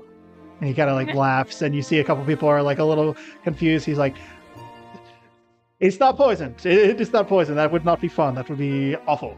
Trust me, it's not poison. In any case," and he kind of like claps his hands together. Goes laughing his ass off. As he continues to lay out the night, Kazar kind of leans over to you, Quarterly, and kind of nudges you a little bit. And he's like, "Every event I've been to never allowed weapons. This is by far the most lavish and the most dangerous one I've attended. You should you keep your guard up, but I would not use violence. It's I get the feeling it would spell death for all of us if you do." Yes, of course. No violence. As he kind of like, he's like leaning over to listen to you, but he's looking, and then you see him kind of do a double take up like at the balcony, and he kind of like cranes his neck a little bit to look. He's like, do you see that? Behind the man speaking, in the room that he's come out of. I'm looking up. You look up and you see this. It's kind of difficult to see because it's like further back in the room. There's these doors that are open behind him while he's standing on the balcony talking. You see like a shock of bright flaming hair and like this dark skin that you get a glimpse of. And you see Kazar kind of looks a little shocked. He's like, "Totally, that is her. That's the woman I told you about. I don't know what she's doing here, but that's her. Unless my eyes are deceiving me, but..." Mabel, the fire genasi. Yes, her full name is Flammable Murat, but I think she wanted to go as Mabel. It doesn't make any sense. What is this place? This friend of yours, this Lumen, what is he? Who is he? At this point, Arun and Aguilar as well. You guys would kind of, he's kind of like talking a little bit louder as he's kind of like shocked by this, and you can see the look of worry on his face, as well as Quarterly's. can't exactly hear what's going on, but seems to be something somewhat wrong.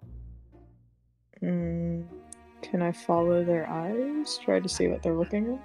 It looks like they're looking up to the balcony, and you, at this point, by the time you guys catch on, she's already kind of disappeared from the background. It was just like a couple seconds where he like told you to glance up really quickly, but you guys just see they're like looking up at the man that is speaking about the event and everything like that.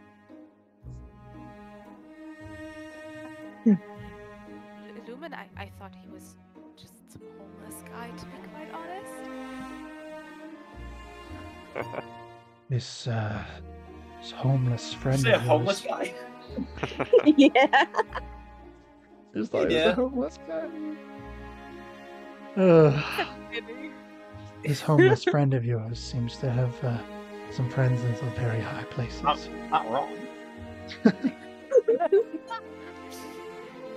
I don't know if those are his friends or if I would necessarily call them his friends. I mean, they invited me as much as they did him.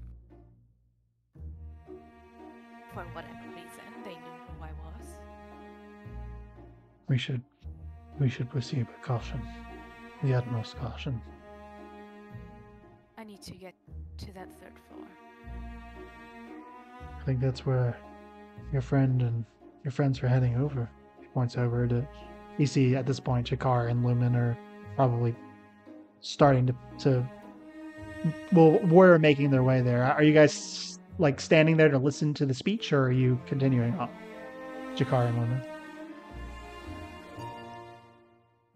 Lumen probably would have listened up to the dessert part and then continued on. He would wait for Jakar though.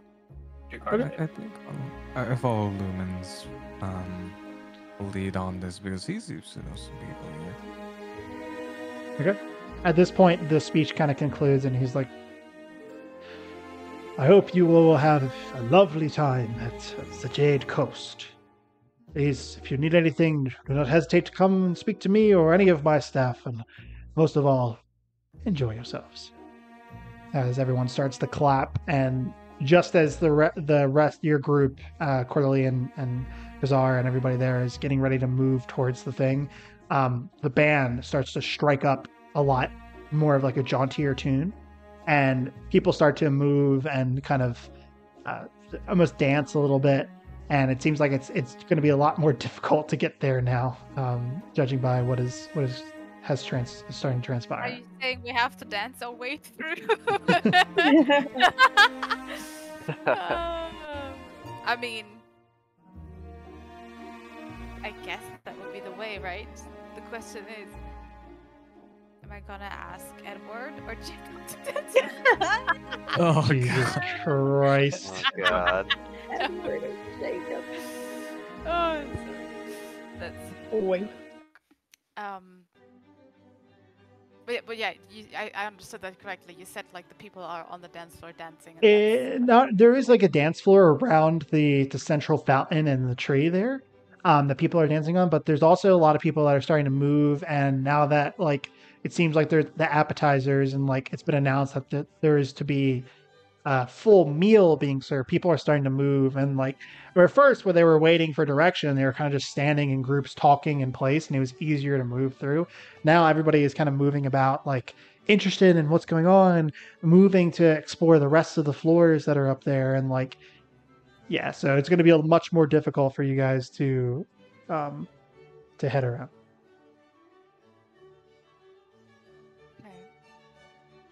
Okay. I will ask though, Aglar, you still kind of have a beat on Lord Trebane. If you wanted to try and make your way over to him, you can. Otherwise, you can kind of stick with the rest of the group. It's up to you guys. I mean, that's Aglar's decision. Yeah, well, I guess I would just ask, like, Quarterly and Ruin, like, so, where are we headed? Not sure, but she'll lower her voice. Is there something wrong, Quarterly? I mean, you and your father seem to be worried about something. Well, there's someone here that really, really need to talk to. And she's up there, and she's like gesturing with her head up to where the speech was. All right. Do you want to? I mean, how are we gonna get up there? I mean, it's packed down here. That is a good question. Well, I think one of us probably could get up there easier than the rest. The question is, do you want to go yourself? Well, I don't think I should go alone. Right. Is this person dangerous? Or? I mean, is Corley's father still there? Yeah, right. Like, she's hearing that, what they're talking about, right? Brandon's in the bathroom. Of course he is. I figured he was. P-boy. I'd imagine he's listening with us. She's just not trying to hide it from him, because... Yeah, I don't know. I don't know if he would say that she's dangerous or not. Corley doesn't know much about her. She's just trying to find her. But yeah, Corley's dad, is she dangerous? I do not know. She... Well, Corley, truth be told, I am almost certain she is the one that put the curse on our family. well, how would she react seeing you? Probably not too kindly, considering she got extremely angry when she found out that my love was pledged to your mother and not her. Although the wedding that we had arranged was just that, an arranged wedding. There were no ties. So maybe it's best if we go without you. Perhaps. I don't want her to fly off the handle, especially here. I'm sure we can handle it. I mean, you said yourself she's just some noble. She's not a warrior. Neither were you until you started messing with the magic that you mess with. That is what I'm saying. That is a fair point. Well, I need to go. There's no way around it. So I'll go with you. I promised I'd keep you all safe, so if we're potentially going into something dangerous, I feel like I should go. Okay. Aguilar said he would follow as well. He had to take a quick phone call real quick. You guys are going to head. Switching back to Lumen and Jakar. You guys eventually reach the door, having made your way there before sort of the commotion started to pick up. You guys walk into this hallway, and it's essentially a large sort of corridor that leads down. There are like chairs and additional windows and things like that, and even a couple like seats, like tables, like small tables that could be used for any number of things, like just sitting there talking, maybe even like some gambling, things like that. But at the end of the corridor, you do see like a sort of nicely looking, what you presume to be a wooden lift of sorts that goes up. And I imagine you guys are heading there. Hop on that, yeah. Okay. Definitely. You're gonna head into it. You can see it's set up it's kind of like a basic setup. You see there are different buttons that are sort of labeled, like, the one you're on, like ground floor is one that says there, and then second, third. It goes all the way up to sixth floor. So it's like ground, second, third, fourth, fifth, sixth floor. And sixth floor also says next to it, rooftop. Ruben. I think we heard second floor, correct? Uh, Second or third? Yeah, so he said the you talking about from the elf that originally introduced you? He said, yeah, he said on the upper floors. Actually, this it would have descriptors of each floor. They wouldn't just leave you in the dark like that. So there would be little descriptions next to it. It says the second floor is like a lounging area. It also has like this where the kitchen is. So it is just like the second floor is just like more seating and lounging and like where meals are had. The third floor is like a kind of library slash study. It says. Fourth floor, it says gambling dens as well as like gambling dens, entertainment, and like VIP rooms is what it says. Fifth floor, that says sporting, like sports. Probably say like sports sort of thing. Gives you a description of axe throwing, archery, and things of that nature.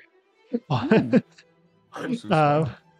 And then the sixth floor it just says lookout / rooftop. Romantic. I think, yeah, we're going to the rooftop, right? No, I think it's fourth floor. It Hey, is. yo. Fourth floor? Okay. So like it, the lift moves very quickly, and you fly past a couple of the floors before you reach the fourth This is floor. good. I'm thinking of like a mine shaft elevator from like Elden Ring. Like you just click the button and it just like goes up very quickly. Like something similar to that. It's a little bit more All right, make sure intricately you send it crafted. down again. Yeah. You guys Make an jump easy off to the shortcut when we side, die jump up down here. the rocks on the side to get the somber smithing stone. Don't worry. Yeah. Um, Jakar and I are going to be running from danger up here, and we're going to fall down it because we forgot we sent it down. Jesus Christ. Okay. You Before we leave the lift, though, Lumen will turn to Jakar. So I imagine you're planning on playing a bit from who you previously met earlier today. I mean, little. It's the first. Like, I can't learn it, so I feel like I got a good hand of it. I know how to lose, so I have No. to do the opposite, right? I'm going to be very honest with you, Jakar. This is quite a place to be applying those skills. I would anticipate to lose a bit, but there's bound to be some big sharks up here. Wait, we're hunting down sharks up there. I mean, like, big, I know how to deal with sharks. That's good. There are any sharks. We haven't seen any yet. But Okay. real quick, would you like a bit of a boost? Enhancement to what? your skills. Sure. Why not? Oh. It's up to you. I can enhance your ability to perceive Okay. and your sleight of hand, Okay. your sharpness of mind. For that, not really knowing what Calda did earlier. Fuck the guy upstairs, really. If I had a recommendation, I could enhance your sleight of hand if you wish to, maybe. Well, I should ask this. You know what? No, it's your choice. Jakar thinks. Give me some of that brains, I guess. So do you want intelligence or wisdom? Give me the bigger, whatever makes me smarter. Oh boy. Okay. He'll cast an enhance ability on Jakar and give him Lumen's gonna be in this elevator. Like, how do you feel? And then the door's gonna open to the left, and someone's just gonna see Jakar chewing on his corpse. Like, He did. Fox cutting. Do you have advantage? I'm sorry. Yes, advantage on intelligence checks. Okay. So you have that. At this point, towards the end of the spell, the door does open. You see this. It is quite literally a den. It is a very low lit area, and there is this constant kind of like thin smoke that hangs in the air that kind of puts you at ease a little bit. as the two of you step off of the lift into this area, you can already see there are many guests in here that are playing all sorts of games. There are some people playing blackjack. There are some people playing like there are people playing like not really gambling inspired games like chess or checkers, things of that nature. But there are a lot of card and dice games and things of that nature here. But it is living up to its name. It is an entertainment floor. You also see further back there are it says in quotations VIP rooms, which you imagine are probably going to be a little questionable. But there is off to the right side, there is also a bar here, which you can see at the moment. There is a very for what she is, one of those guards I mentioned, the wooden guards that like have carved into their form, like looks like there's like clothing almost like etched in, like they're carved in a way to make it look like they're wearing like suits or something like that. It's like a very intricate design. They're just entirely made out of this wood. You see what looks to be a woman, one of these, that is manning the bar at the moment and seems to be like polishing glasses and very quickly moving around, like getting things ready and stuff like that. And it seems to be like a bar that you see somebody walk up and request something and they don't seem to pay anything. She just gets it for them and that's that. So there seems to be an open bar here as well.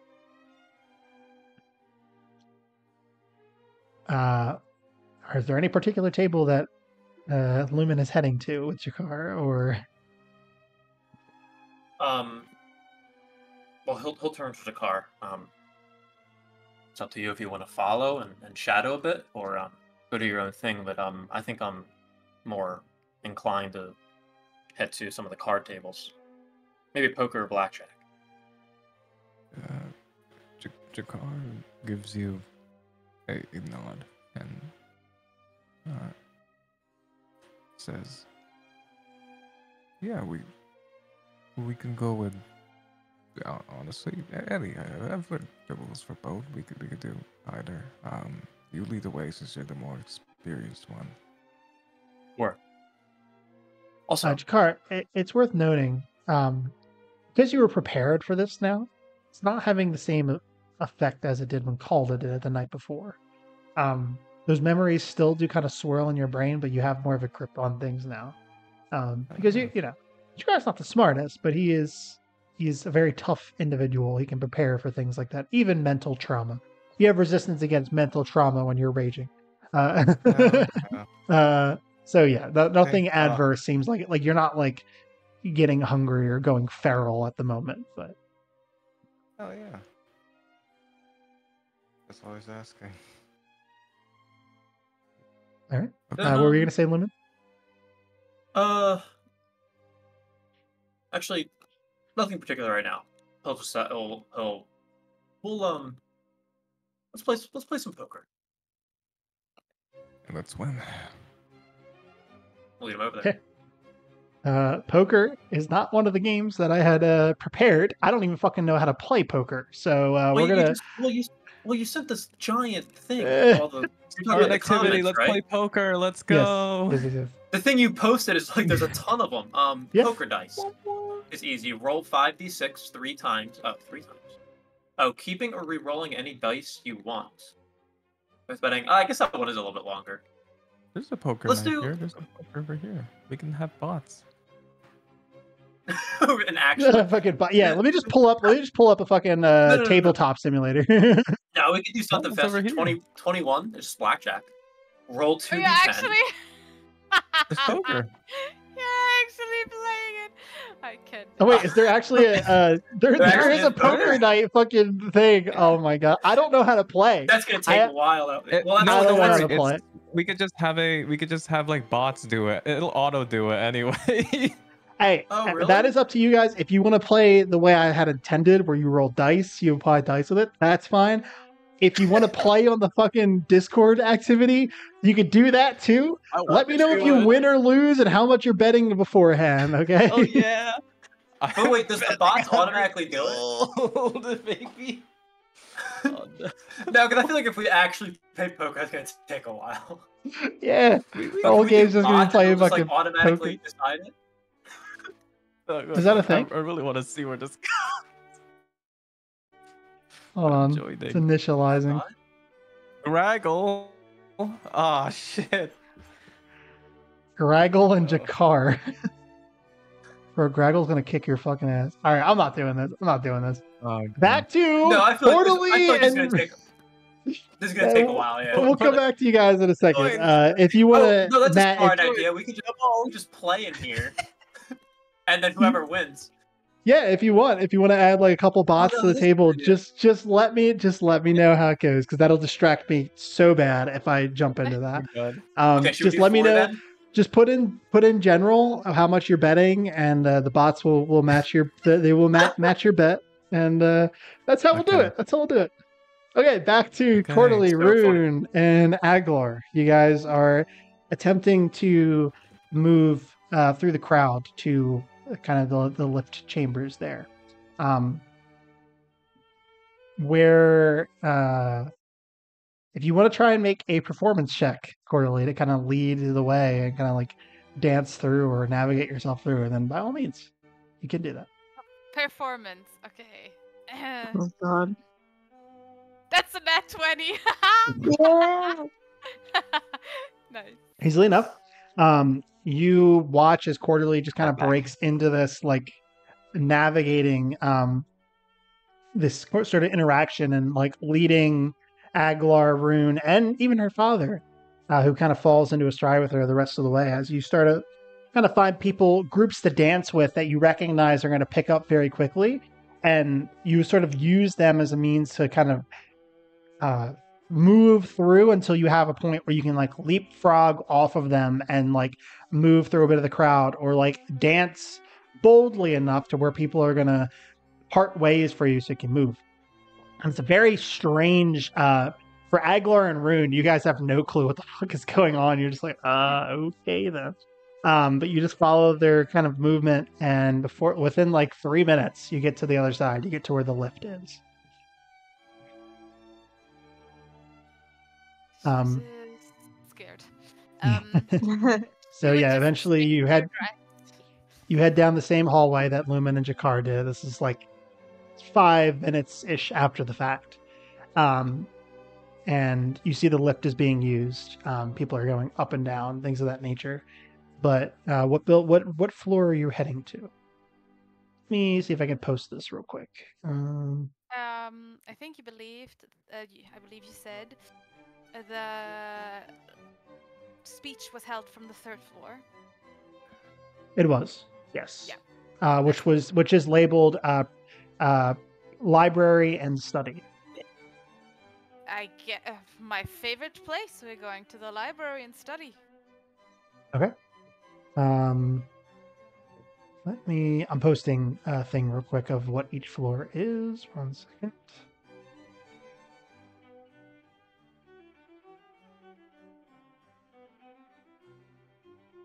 Fifth floor, and then the last one. I imagine if we pass by the floor that has like the archery and stuff, Rune's not gonna hop off, but she's gonna like kind of crane her neck to just kind of like take a little peek. Oh, it's the 5th floor. Never mind. Breaking her neck. Yeah. Okay. You head up to the 3rd floor, and not many people seem like they were heading to this floor. They're more interested in everything else. But there are a couple people here. It is a larger kind of area than you thought it would be. There are all manner of bookshelves and little desks and things like that. Just picture like a large, lavish public library. There are a couple different bits of people in here. But you said you didn't want your father to follow you, right? Yeah, I said it's better if she doesn't see him, as she could be quite angry with him. He will nod, and he will say, I will grab us a table on the 2nd floor then, for whenever these meals are served. And he will just stay in the lift and click the 2nd floor button. And as the doors close, he looks to you and says, good luck and be careful. And the doors just kind of close before you can say anything else. You'll never see him again. No, just a second. Yes. His final words. This is about the time where Jakar is planning the C4 on the elevator lift. Mhm. Got a fucking Johnny Silverhand, Jade Coast. Yeah, exactly. I just kind of Um, realized this doesn't really work that well, like in terms of the betting part of it, because you bet every single hand. Yeah. So I guess we should just keep track of wins, I guess, and then Okay. just give the brand that amount. yeah, I'm not really too worried about it. If you guys win a bunch, fuck yeah, that's fine. So far, Lumen has won 2 games. Yeah. Going Of hard. course There you go. it I lost one. If I'm you want, losing to Lumen. if you lose a game, and Wow, also we're if in you it. want to, I was gonna say it's not really. It's kind of difficult to roll when you're doing like an auto-generated like poker thing. But if there's ever something you want to roll for, you can. I trust you, being a fellow DM, to roll something that would make sense and apply it and kind of think in your head whether or not it would help you succeed or fail. We'll just kind of be loosey goosey with it. We'll just do it that way. Oh, are you talking about like cheating? Yes. Oh no, Lumen's gonna cheat, but later. And it'll be rolls. It won't be the actual What the game. fuck is It'll this be, thing playing? It'll be easy. I joined Uber One because What We the stepped fuck into the is it elevator playing and an ad advertisement? played. There's ads in the elevator. What the Yeah. fuck? Was this? It's When an does it ad. play advertisements? That's wild. God damn. All right. Okay. Anyway, let me. I'm just gonna put this one on loop because it's very straightforward. Um, but you guys have made your way into the library section. What are you? What are you doing? I mean, Library. I'm gonna look for the lady.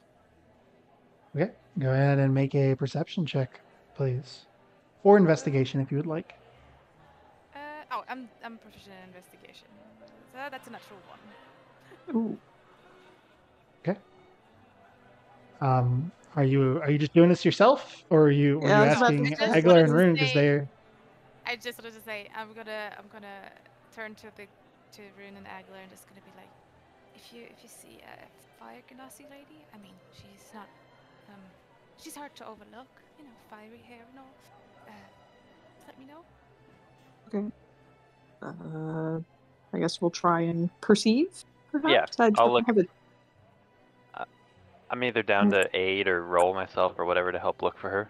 Whichever. Let me Roll. see. What do I got? I'm being out of luck. I've got a +4 to perception. That's I'm a good investigator. All right, you can investigate. I'll perceive if you want. Sure. All right. Whoa, that's a Ugh, 20. There 30. you go. What'd you get, Egler? A 10. 10. Okay. Now you're trying to. You're kind of sticking with Quarterly, helping her. It should be easy to find a woman that literally looks like she's on fire in a place like this. But this is a very large event. There are people from all walks of life here, and there's just a lot of color and noise and music and things like that. There's also Aguilar. There's something like in the back of your mind that's just like bugging you, or like Hmm. almost like a feeling like you're forgetting something, or like just this consistent like nagging feeling, and you just cannot really place what exactly is going on. Rune, are you sticking with them, or are you kind of splitting off a little bit as you? I said I'd stick around with them, so I'm not traveling too far away. If Okay. I am. You haven't necessarily forgotten anything, Aguilar, but it's just like it's No, it's I a know. feeling. I'm teasing Yeah, myself. Teasing it's a myself. feeling similar to that. But Rune, you are looking around, and as Aguilar and Quarterly are kind of moving through the aisles, looking around, trying not to be super suspicious. As you guys are about to round a corner, you see the man that was speaking, the kind of Marquesian man with the black hair, black mustache, goatee, and the red with gold kind of trim on it, poncho, is just kind of smiling and waving to some people, and he heads for the lift. And you see kind of trailing behind him a fire genasi woman that matches the description that Quirley gave you, is also kind of accompanying him as well. Ooh, okay, yeah. She'll quickly just, if there's a crowd in the way, she'll kind of like squeeze through it to get back to those two. I think I saw her. She was following the guy with the goatee to the lift. We need to follow. Quick, but quiet. Sure. I mean, I guess we are not too much standing out in this situation because there's so many different people. No, yeah, you are not. Yeah, so we will try to follow. We're gonna Assassin's Creed this, just blend in with the Okay. crowds. Yeah, you you know? move through. Go ahead and roll. Well, they don't know who you are. Yeah, there's no roll necessary because I mean, as long as you guys aren't being super suspicious, it's not really. They have no clue who the fuck you guys are. So. Kerchunk, Um, Kerchunk, Kerchunk, Kerchunk. Oh, sorry. Surprisingly, there are bigger individuals than you, clunkier individuals than you here, Oh, Aguilar. thank God. Yeah, Thank there are people God. wearing like large armor, and there's even like some like ogres and people of that like magnitude that are here. It's all walks of life, but you get to the point where you guys are approaching the lift, and you can see he is already standing in there about to select a floor, and she is about to enter the lift. What are you guys doing? I'm just gonna be like, oh, hold the lift. You see the man kind of like pauses for a second and looks, kind of was about to press button and stops. He's like, "Oh, my mistake. Of course. Please, please." Oh, thank you so much, sir. I would just, I guess, is the lift big? Is it small? How many people It's like elevator sized. Oh God. Okay, I guess you Yeah. just squeeze in together. You all like just we- squeeze in together. You're just very close to these very important figures of interest. One of which you're really looking for, and yeah, like the elevator is kind of illuminated by her fire. I'll actually post a picture of what these two look like. I have pictures God, prepared. I get to see what she looks like. You do. I'm nervous. Why are you nervous? I don't know. Let's see here.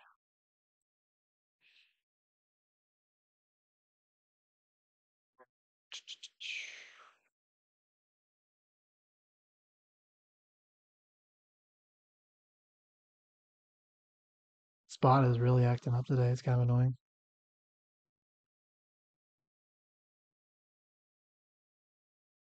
Hello, Mabel.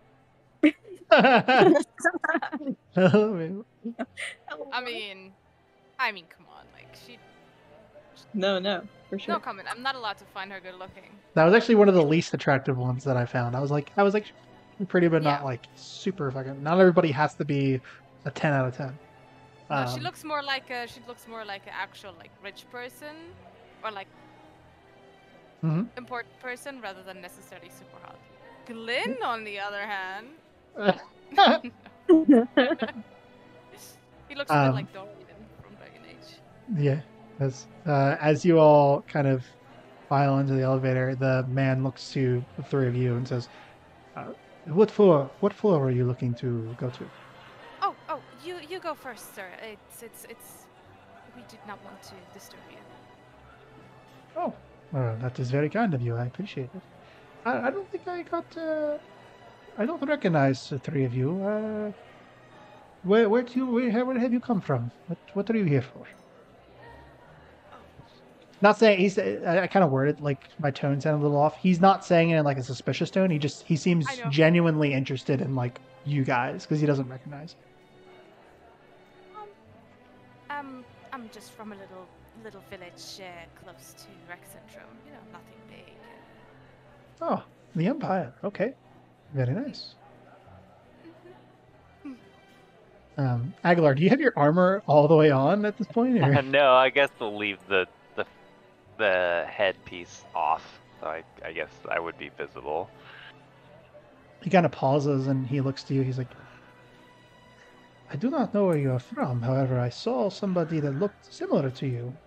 Perhaps a compatriot of yours downstairs. Oh, have you? Here? Yes. Yes, a woman, I believe. This is the first night I've ever seen someone of elvish descent that has blue skin. And the second, you are the second one I've seen. Very interesting. Indeed. You see him kind of like looks to Rune for a second, kind of raises an eyebrow as you can see him taking at her like more like bestial features. And he's just kind of gives her like a nod, like a winning smile. Doesn't really comment on it. But he presses the button for the 4th floor, where Lumen and Jakar are, but you guys don't know that yet. As he ascends on the elevator, and it's not too far. It's another floor up, basically. But the Coincidence. That's our floor as well. Jesus. The lift opens up. It's like one floor up, so there's not much time in between. But he looks to all of you and says, "I appreciate you all coming, and hope you enjoy yourselves. Should anything happen or you need anything, please, by all means, reach out to me if you need." And kind of gives you like a little like nod before he takes another drag out of this very intricate looking pipe that he has. It's like this like pinkish purple smoke that he just kind of exhales. He like blows it away from you guys. He doesn't take like a big drag, but he just takes a little like puff. And then of course this floor that you're on now, as I described when Lumen and Jakar entered, it is you can very tell it's like a gambling den. It's very low lit, and there's just this constant like thin wisps of smoke that hang in the air that are emanating from like these little like incense burners at each table or something like that. But it kind of puts you at ease a little bit as you all walk onto the floor. What is the lady doing? She kind of looks to him, and he just looks over to her, and he's like, if you would grab a table for us at the moment, I want to go see what he is doing here. It's kind of piqued my interest. And she kind of nods, and she's like, of course, sir. I will do that. Seems a little bit nervous as she just looks to the three of you and says, excuse me, and goes to move past the three of you as he walks further into the den. Did you just make her do a Russian accent? Da, as Blake would say. Oh boy. I love how my Yes, for you, Hunter, for you not being here, there like towards the beginning of the campaign, Blake was trying to figure out a voice for his character in the previous thing, and he accidentally said "da" in character, and we'll never let him live it down. He should have just rolled with it and been a Russian character. But she moves to walk away. The other guy's already heading into the sort of the den. He said Do we- him. He wants to figure out what he is doing here. Was he talking about Aglar? Or Luna? No. He looked to her. He said, if you could grab a table for us, I'll be right with you. I just want to see what he is doing here. It's rather interesting. And he headed further off in. He is doing here, yeah, and he headed further off into the den. Are we going to go catch her? Do you want me to stop her or what? I mean, at this point, she's like about like trying to move past you guys because like you all like left the elevator. He led the way and like headed further out, and then she goes, "Excuse me if you don't mind," and goes to like move past the three of you. Carly's just gonna be like, "Oh yeah, of course, no worries, miss." Okay. Like, kind of asking for her name. She kind of straightens up and looks at you for a second. She's like, "Ladies, none of your concern. Now, please, excuse me." Okay. Carly's kind of taken aback by that. Are you moving aside, or are you just standing in her way? I believe You guys are standing in front of the lift at this point. Like the door is still open for it. she's gonna be like, "Oh, I did not mean to be rude. You just seemed familiar. Have we met before?" She looks at you hard, like gives you a really hard stare. And give me one moment while I pull this up quick. Oh boy. I mean, Cordelie looks basically exactly like her mother, if you guys remember that. Mm-hmm. Mhm. I'm gonna have her roll something real quick. Oh my. I just don't, like, I'm trying, guys, please trust me. I'm trying to not cause havoc, okay? I just want to talk. I just want to talk to him. I just want I to talk to him. just want to talk. Yeah, cause she's gonna trouble again. add.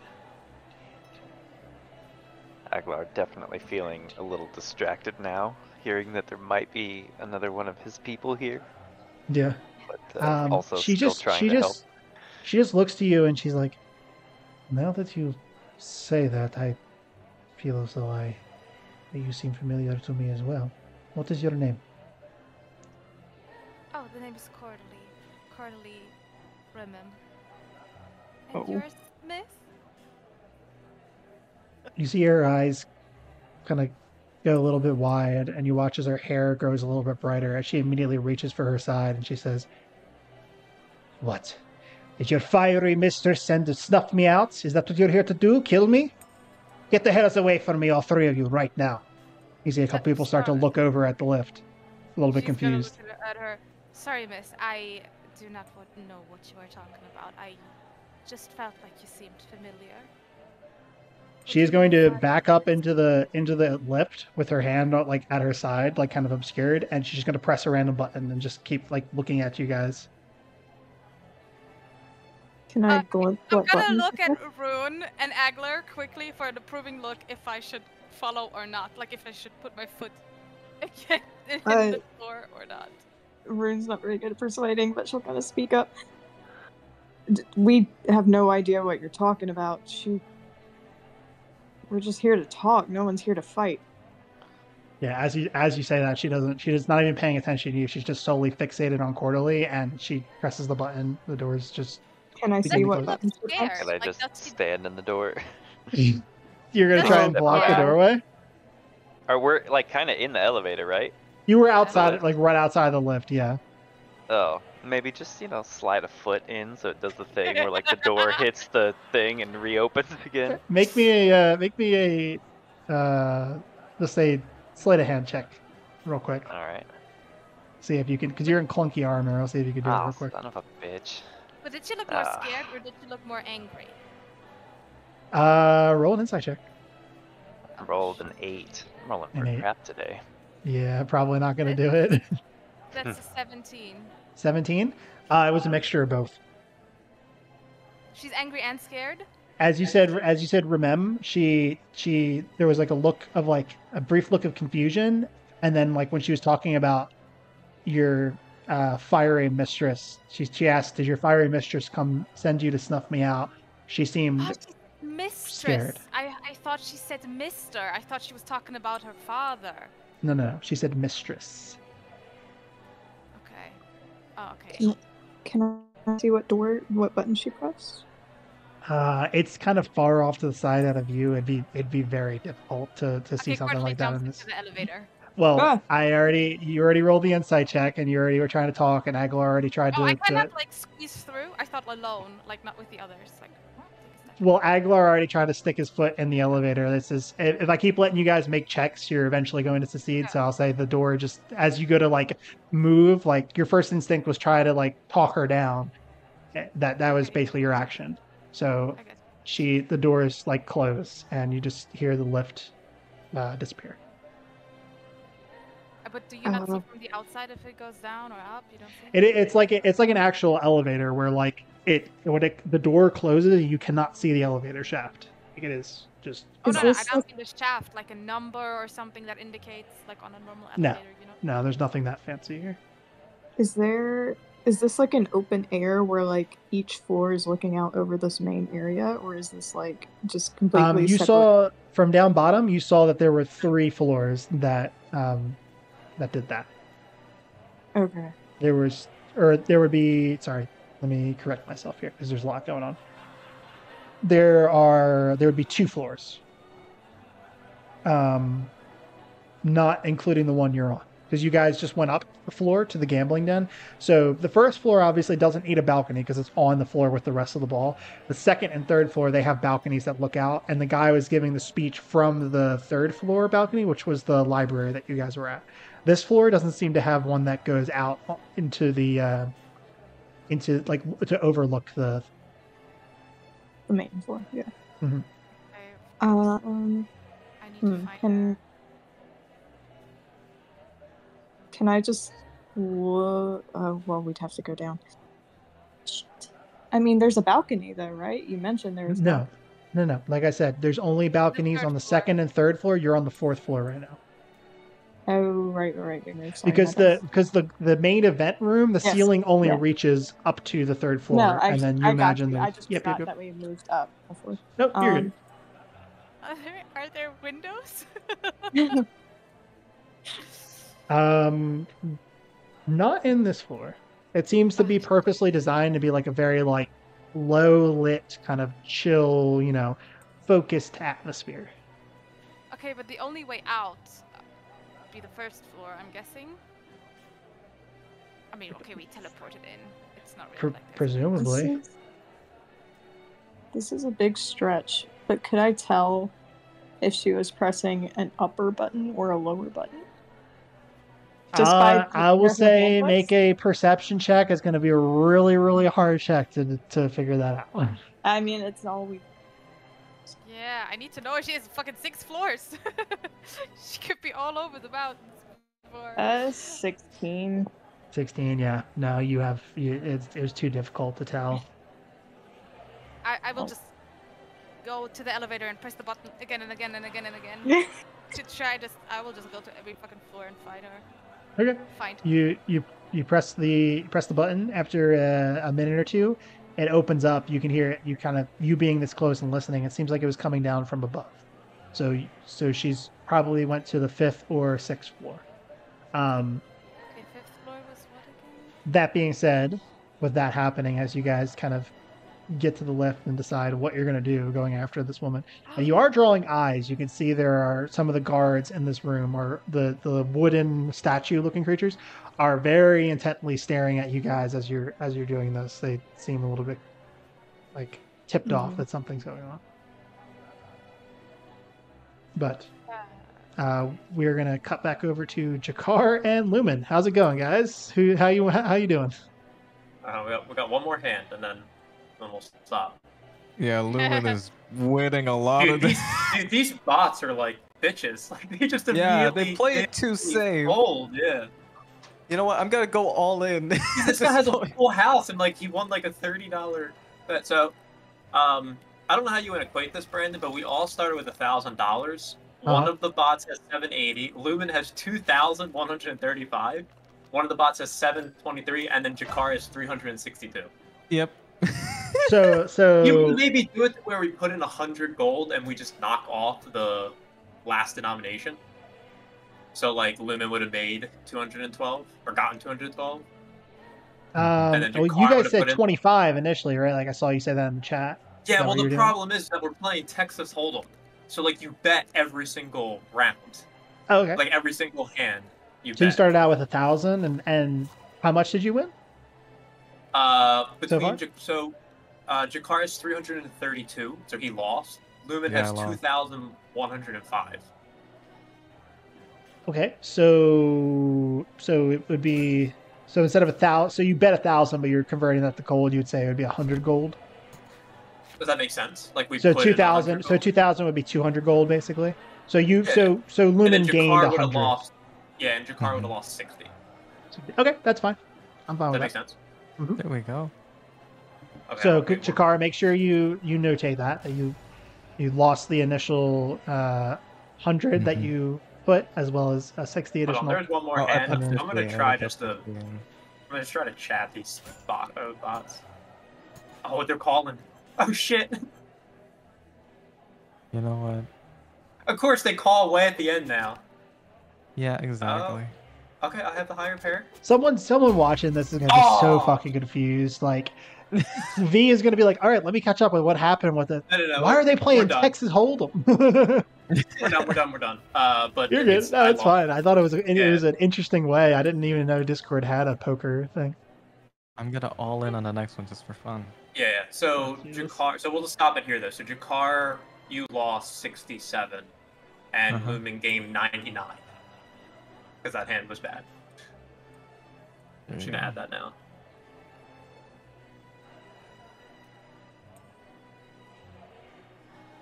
99. How much did I lose when I gambled 50?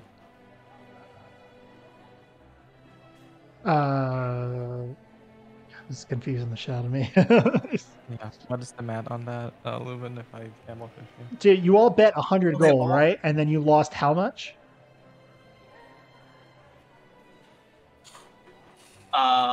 Well, I was just trying to say because I was going off what we had, like what this game was doing. This game just started us at 1,000, but obviously we're not gonna.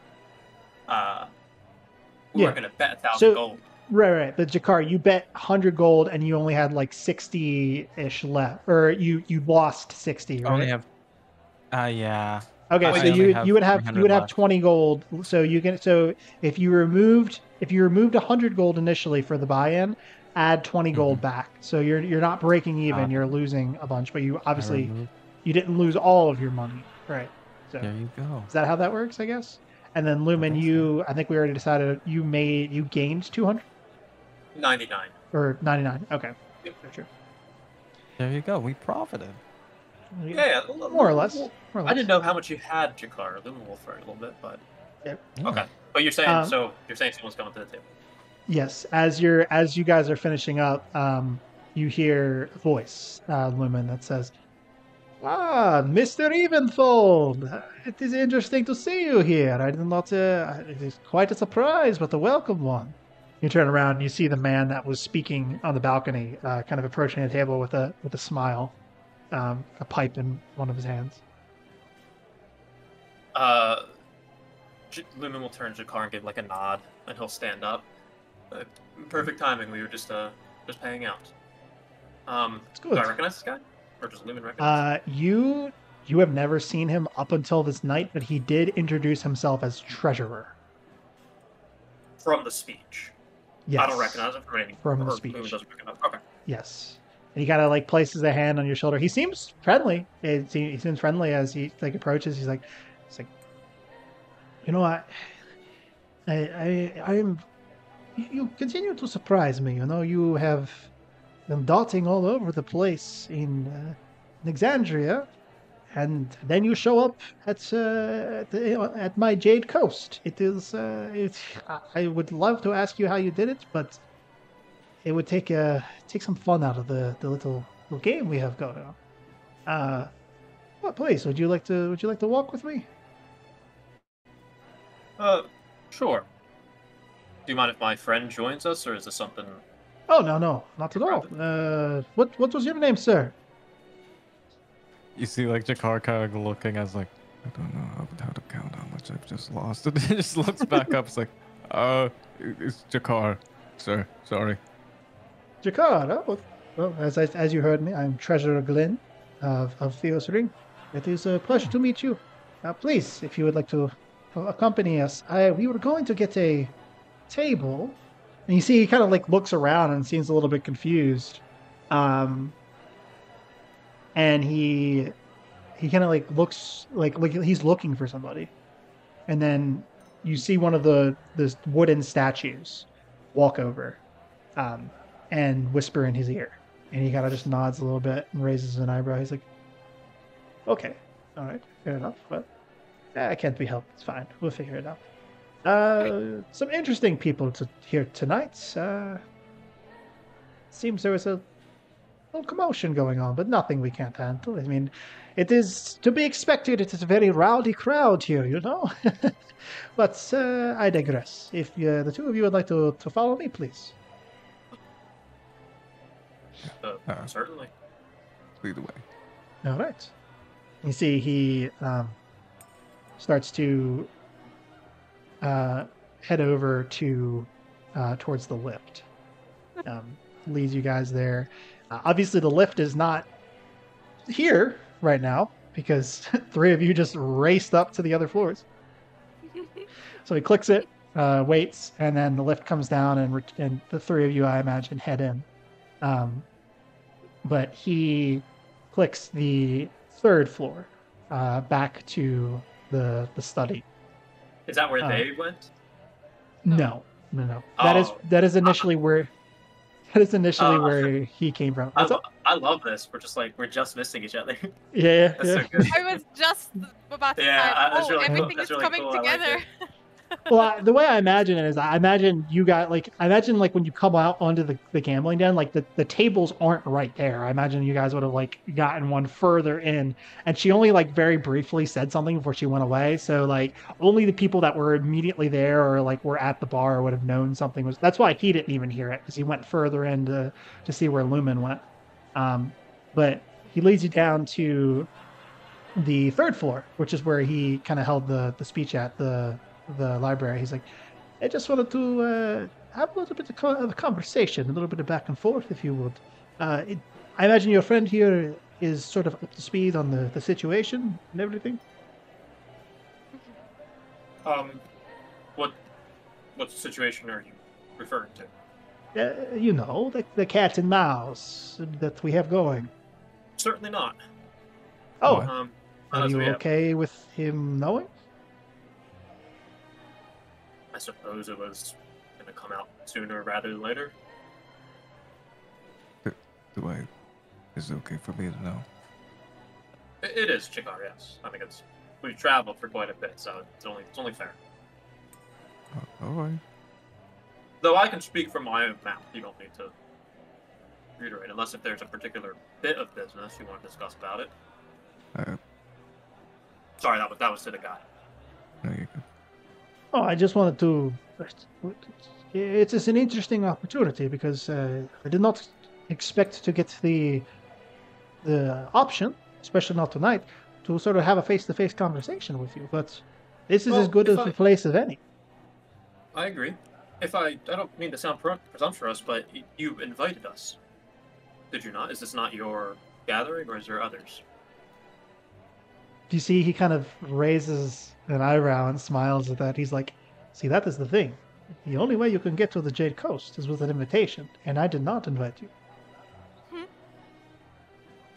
You know a man, almost war veteran-esque man, spoken like strange riddles of sorts within where were we at? What town were we in? Druvenload? Druvenload. Yeah, within Druvenload. He was the one that gave us an invitation. You see, he thinks for a moment. He's kind of like stroking his the mustache, kind of, He goes, I do not, funnily enough. Well, you know what? It's actually unsurprising that man, or whatever it was, seemed to know that a bomb was going to be dropped on Rexendrum, or whatever that was, that explosion. He alluded to it. Really? Well, that's what we gathered. It appears there are forces at work that even are outside of my gaze. But no, this is mine. All of this is mine. Well, we've never met in person, so I suppose I should restate or reintroduce myself. I am Treasurer Grin. I am the current leader of Theo's Ring.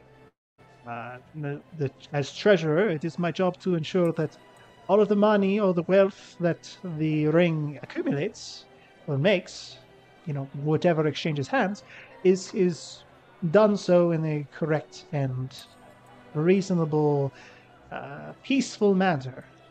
And as you know, we deal with one another in games of chance, as opposed to violence that some of our bloody brethren would prefer to do.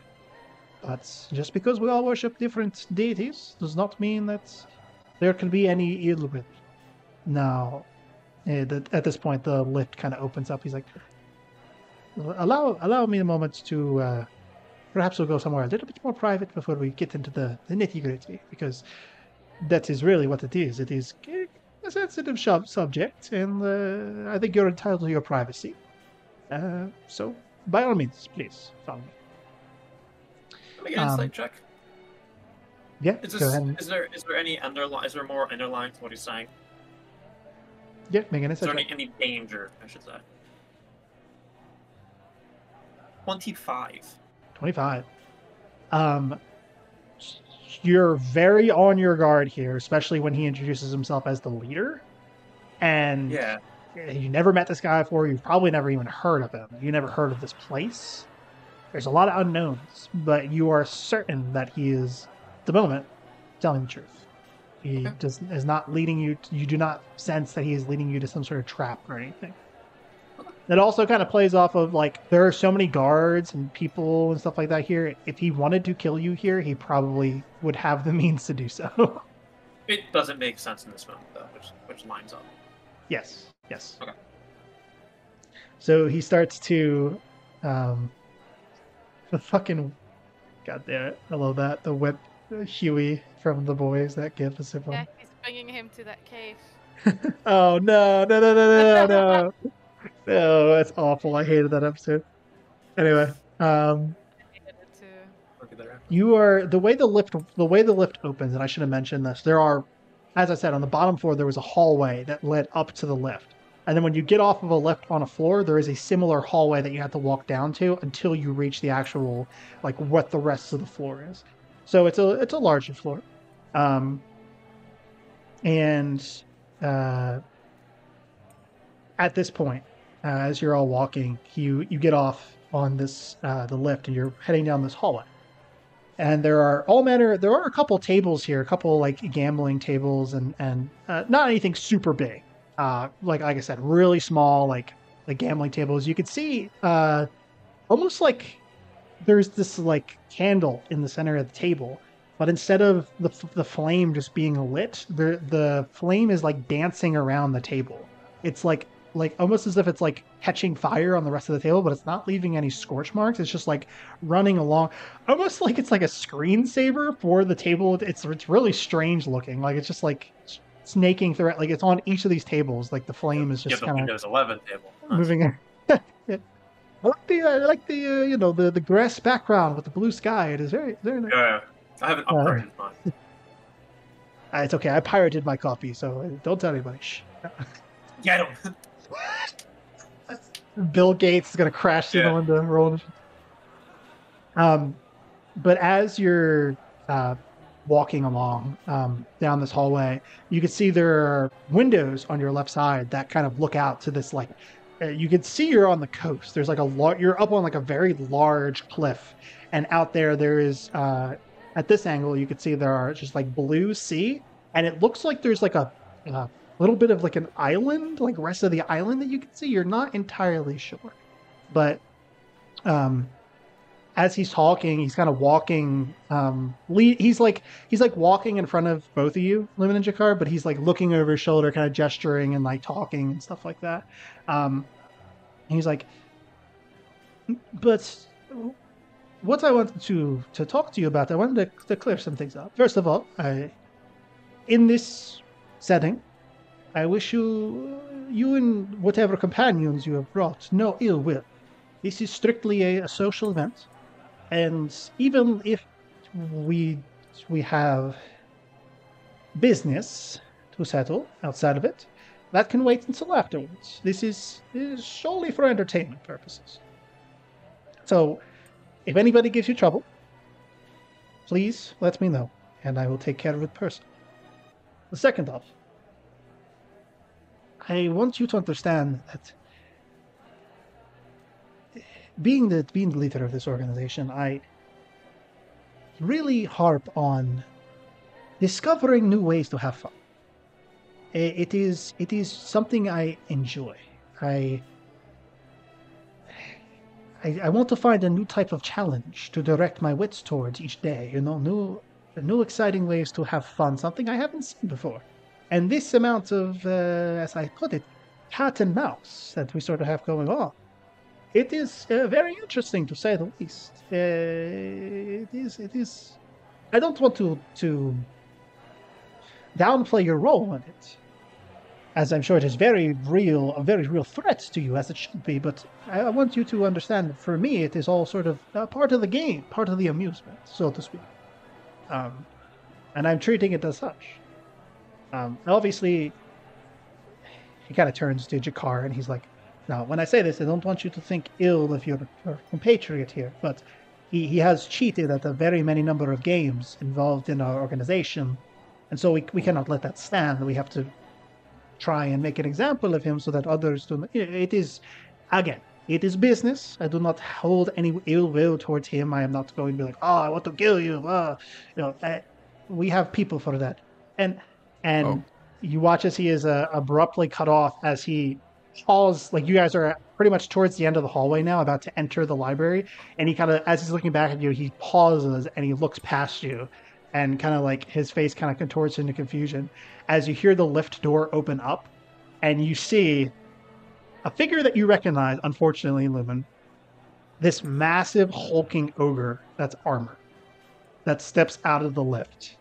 And he looks down the hallway and points at you, Lumen. He says, "You, Master said kill Lumen even folding. Lumen, you match picture. Kill you now." And oh shit, you recognize this as the guy that one of the people you were warned about in your vision, the massive ogre that seems to be an enforcer of the very nice dressed tiefling, Urk. As he starts to charge forward, and you watch as Glenn holds his hands up, he's like,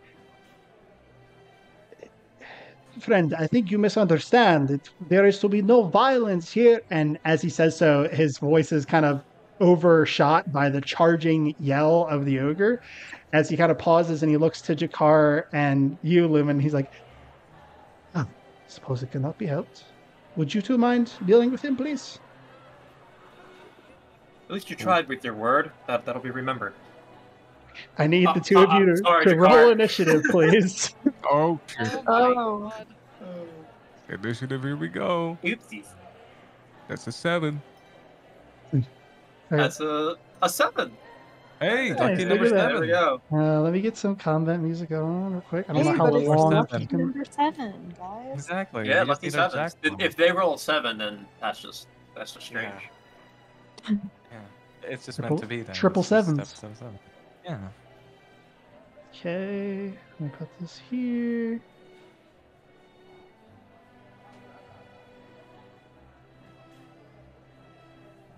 I also like how mine is -1 and yours is +2. You know, it's as intense.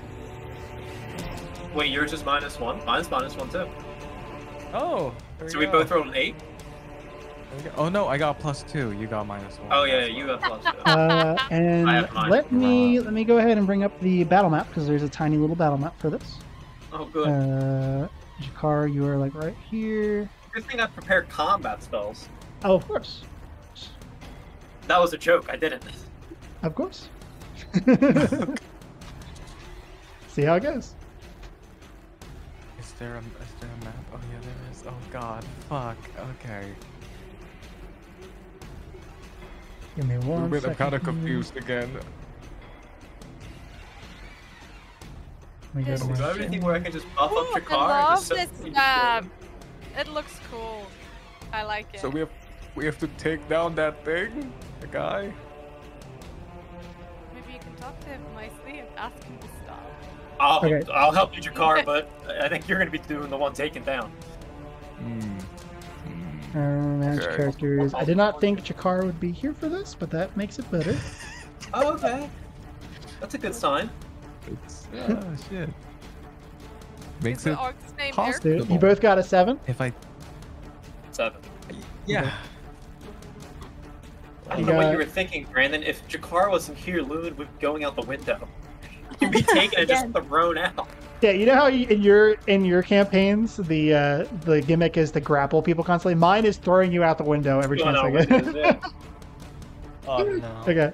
Let me see something real quick. Okay. He is gonna go first. He rolled a 13. And he is he's got 30 feet of movement. How far are you guys here? And let me reveal this to everybody. There we go. You guys are... Oh, you guys are fucking really far down the hall. Yeah, he's just gonna move 60. He's gonna dash. He's gonna move 60 feet, which really works out in your favor.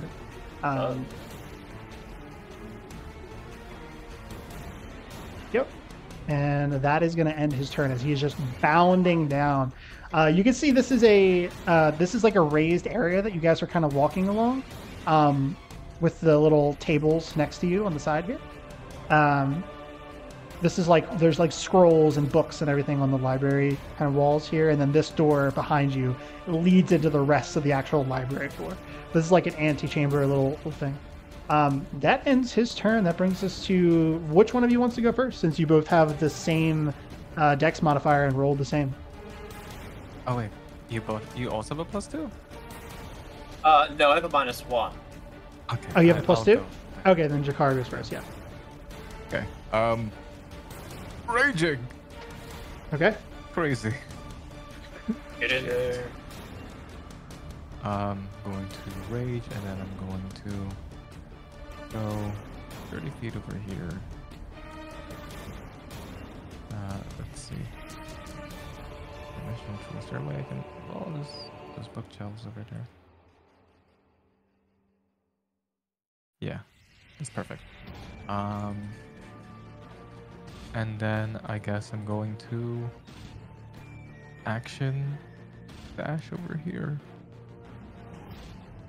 Just get right up close so that I can try blocking the way between him and Lumen. Okay. You're That's my dashing turn. right up to him. And you're raging. As Jakar kind of like drops that like appearance of that Goliathan man and just goes, "This is gonna be a tasty fight!" Run straight.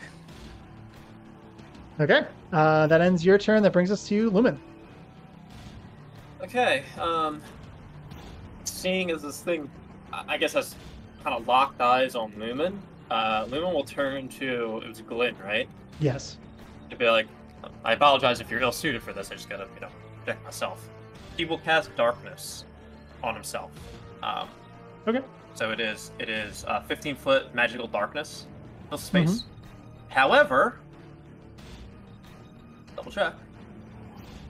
Lumen can see out of it. You can see in magical or non-magical darkness as if it were dim light. So he is not blinded by it. Okay. But he's casting on himself, like on an Alright. item on him. So it stays with him. Alright. It's 15 feet. And then he will just gonna sign a good faith. You know what? He'll step in front of this guy. I think that also puts a little. You said bit it's closer. 15 feet centered on you? 15-foot radius. Yep. Okay. Instead of draw, I was going to draw one, but if it stays with you, I'll just have you. Well, let me remember make that. sure real quick. I think you can put it on an item, right? Magical darkness think spreads so. from a point you choose. If you choose is an object you are holding, the darkness emanates from the object and moves with it. So he'll just target something on him. Sounds good. So it moves with him. Anything else you do? That was action. I think that's it. Okay. Let me see here. It's concentration, right? The darkness. Yes. Okay. The enhance ability dropped, but I imagine we're up there for a while anyway, so it probably was over. I'm going to. So it's Glenn's turn. He is going to go. He is just going to step out. 5, 10, 15, 20, 25, and he would just pull the chair up and sit down in it. Oddly enough, Lumen, he seems like he can see fine. He just walks You out can of see it. through it. Yeah. That ends his turn. It brings us back up to the big boy. Yeah, he's just gonna. Let's see. Come on, big guy. Might be good if he goes after me. Yeah. He is going to. He's gonna bonus action bellow. So I need Lumen and Jakar to make wisdom saving throws, please. Oh, okay. No. Sounds good. No. 8.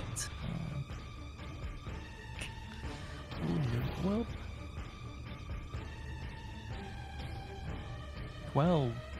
Okay, you both fail. You are both frightened of the ogre as his roar echoes through the entire chamber, and you see like literally the ground vibrates.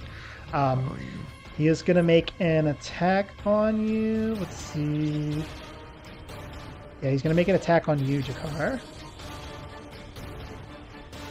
Does a 14 hit you? Give me a second. Just check something. Oh no, your AC is 15. Yeah.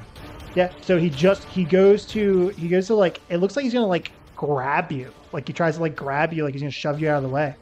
And he just misses as you just kind of duck out of the way. He gets really fed up and he's just gonna take this large, like disgusting looking club that he has, and he's gonna attack you with that. Shit. That is a 24 to hit. Yeah, it's Alright, you take Got the poop club. 7 points of damage reduced to it would be 3 because you're raging. Here we go. And he is going to he's gonna try and just move past you anyway. He's gonna go 5. He'll move like down here 5, so you get an opportunity attack. The disadvantage is frightened? Yes. Gotcha.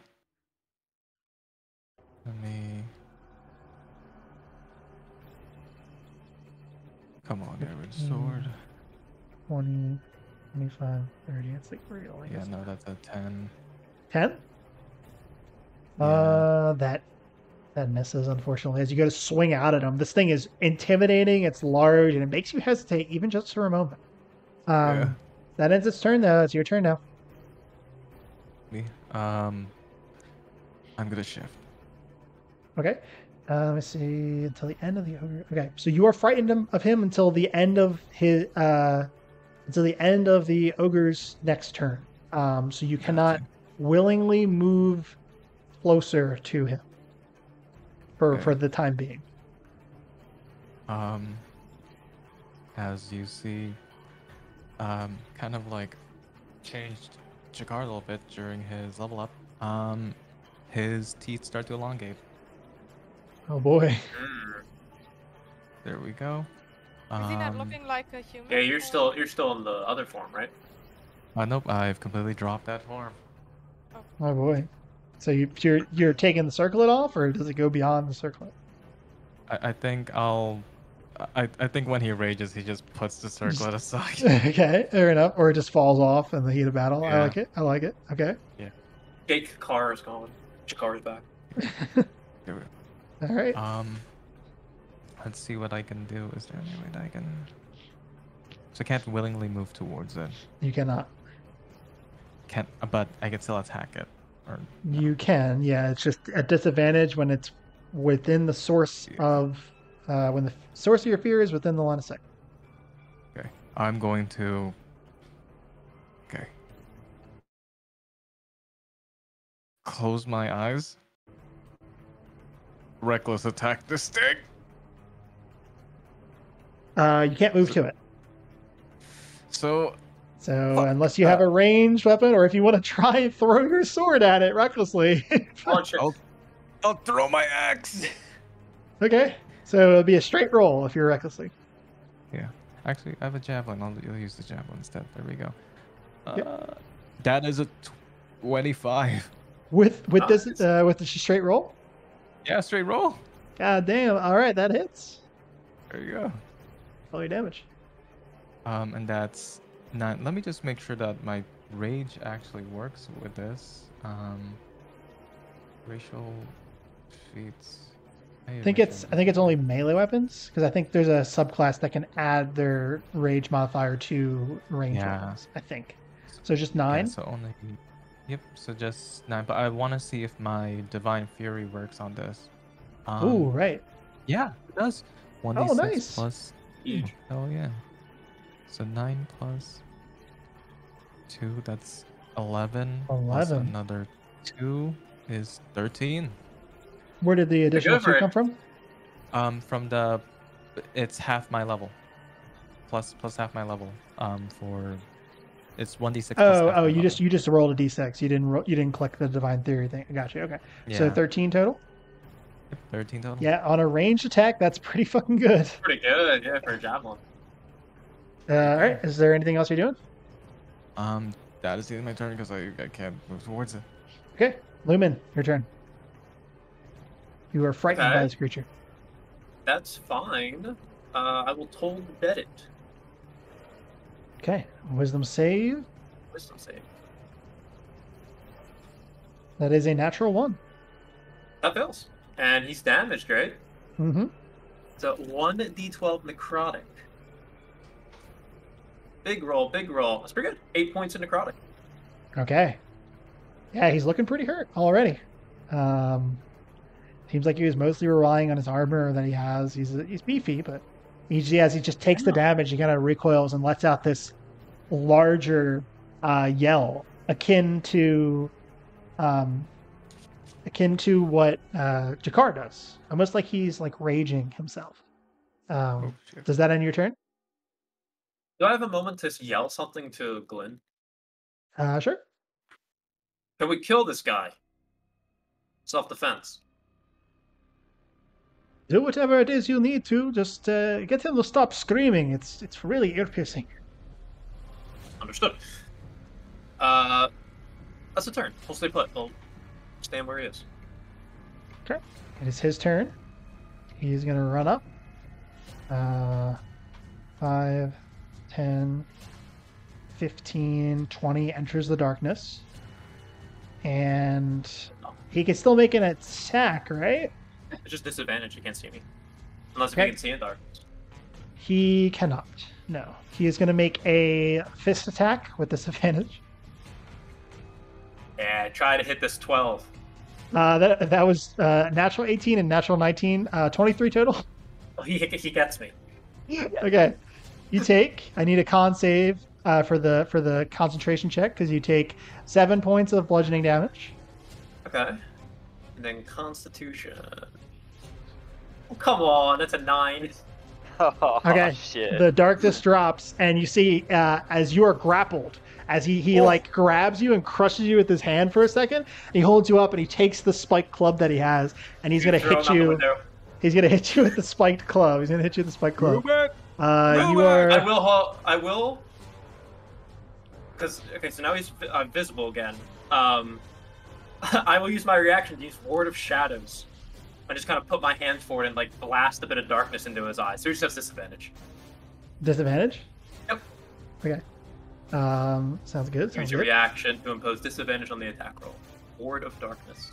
Yeah, he rolled a 2 and a 3, plus so that's a Okay. 7. That misses. So he goes to swing at you, and you do that, and you feel it whoosh by your head. This spiked like large club that he has. That's his turn. Jakar, it is your turn. You are no longer frightened. You and Lumen are no longer frightened. Get over here, you useless fuck! Gotta do. Gets his just starts dashing towards them madly. And is going to now take a swig. Fuck. Okay. Are we flanking? Or Or am I not threatening right now? Yeah, you're in his. Well, you're Technically, he's grappled. blinded. He's He's blinded. holding you in his fist. But He, you Jakar are also still has, you are still a Jakar threat. also Yeah, has reckless. Yeah. yeah. You're flanking, or if you just want to use reckless, it's fine. Yeah.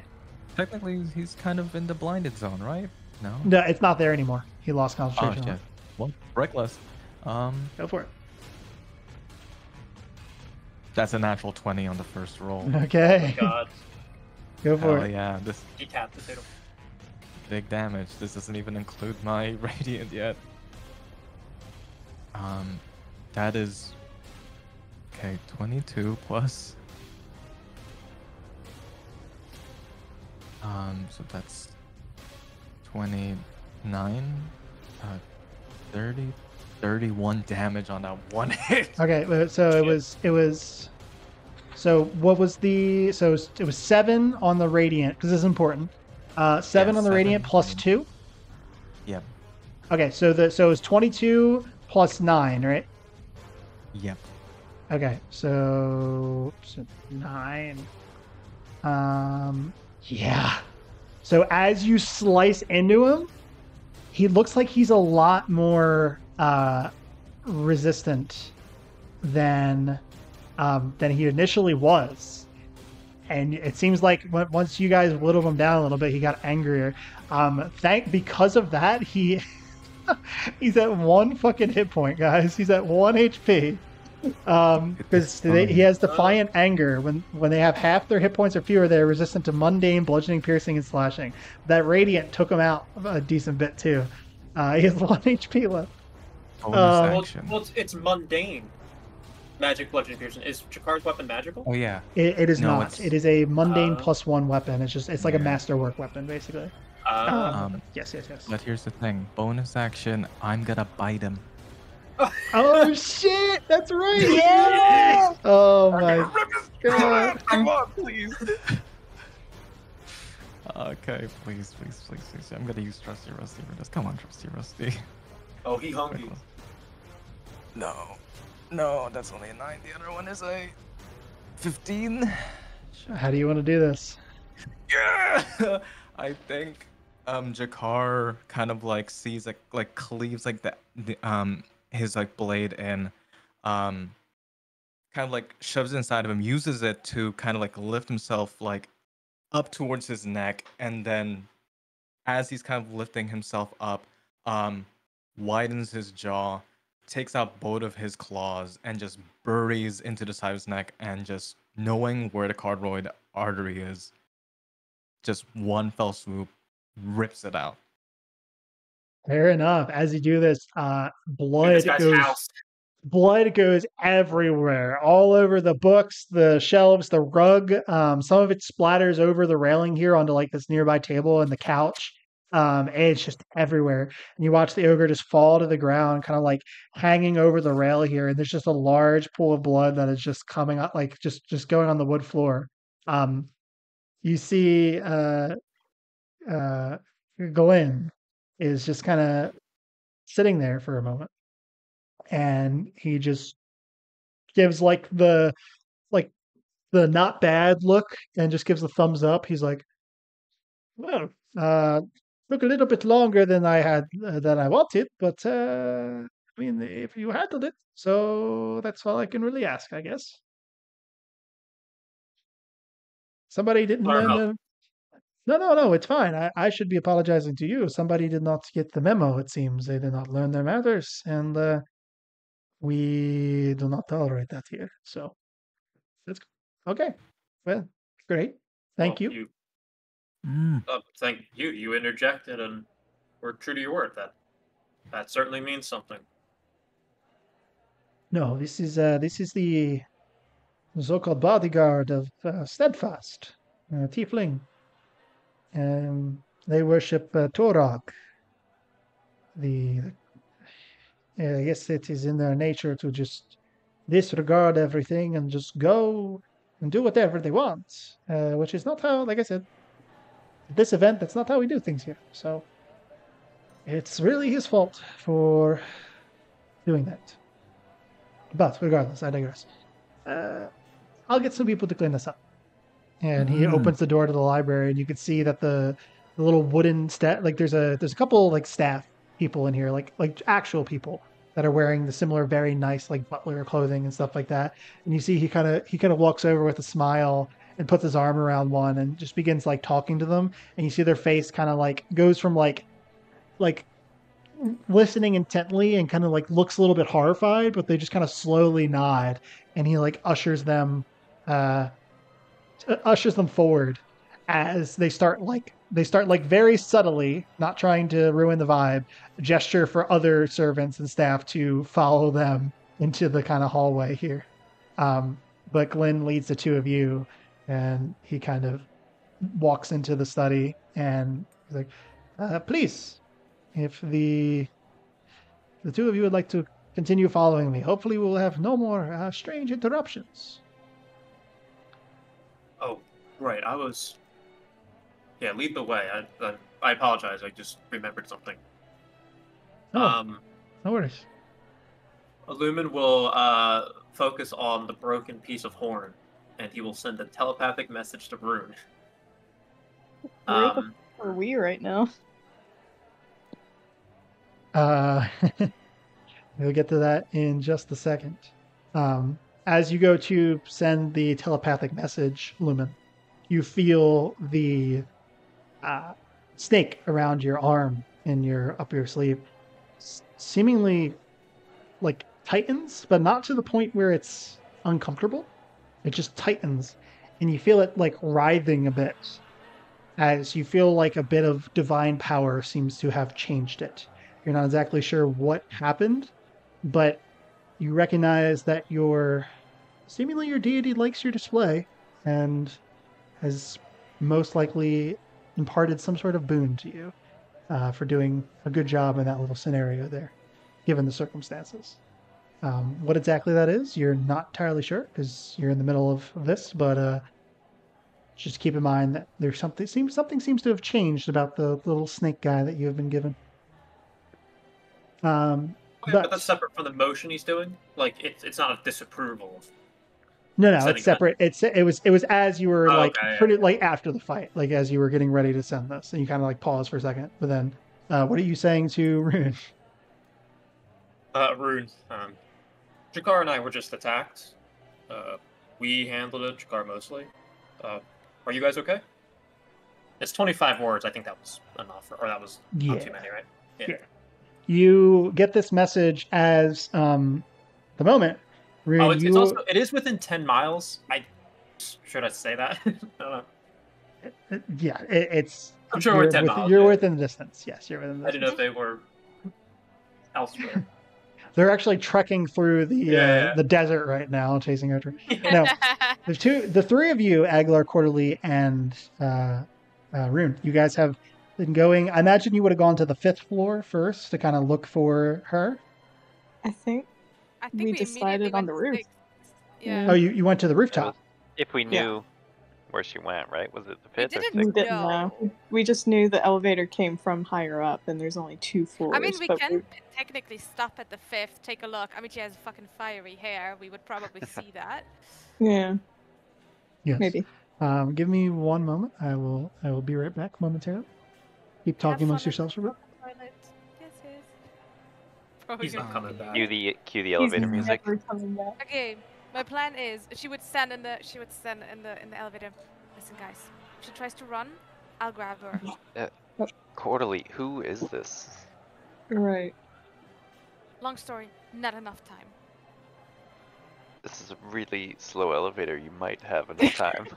Yeah, the elevator is like taking a suspiciously long time. You hear elevator music. There's like another person on the elevator, like, oh, don't mind me. You can. I'm not listening. Oh my god. This is a really long elevator.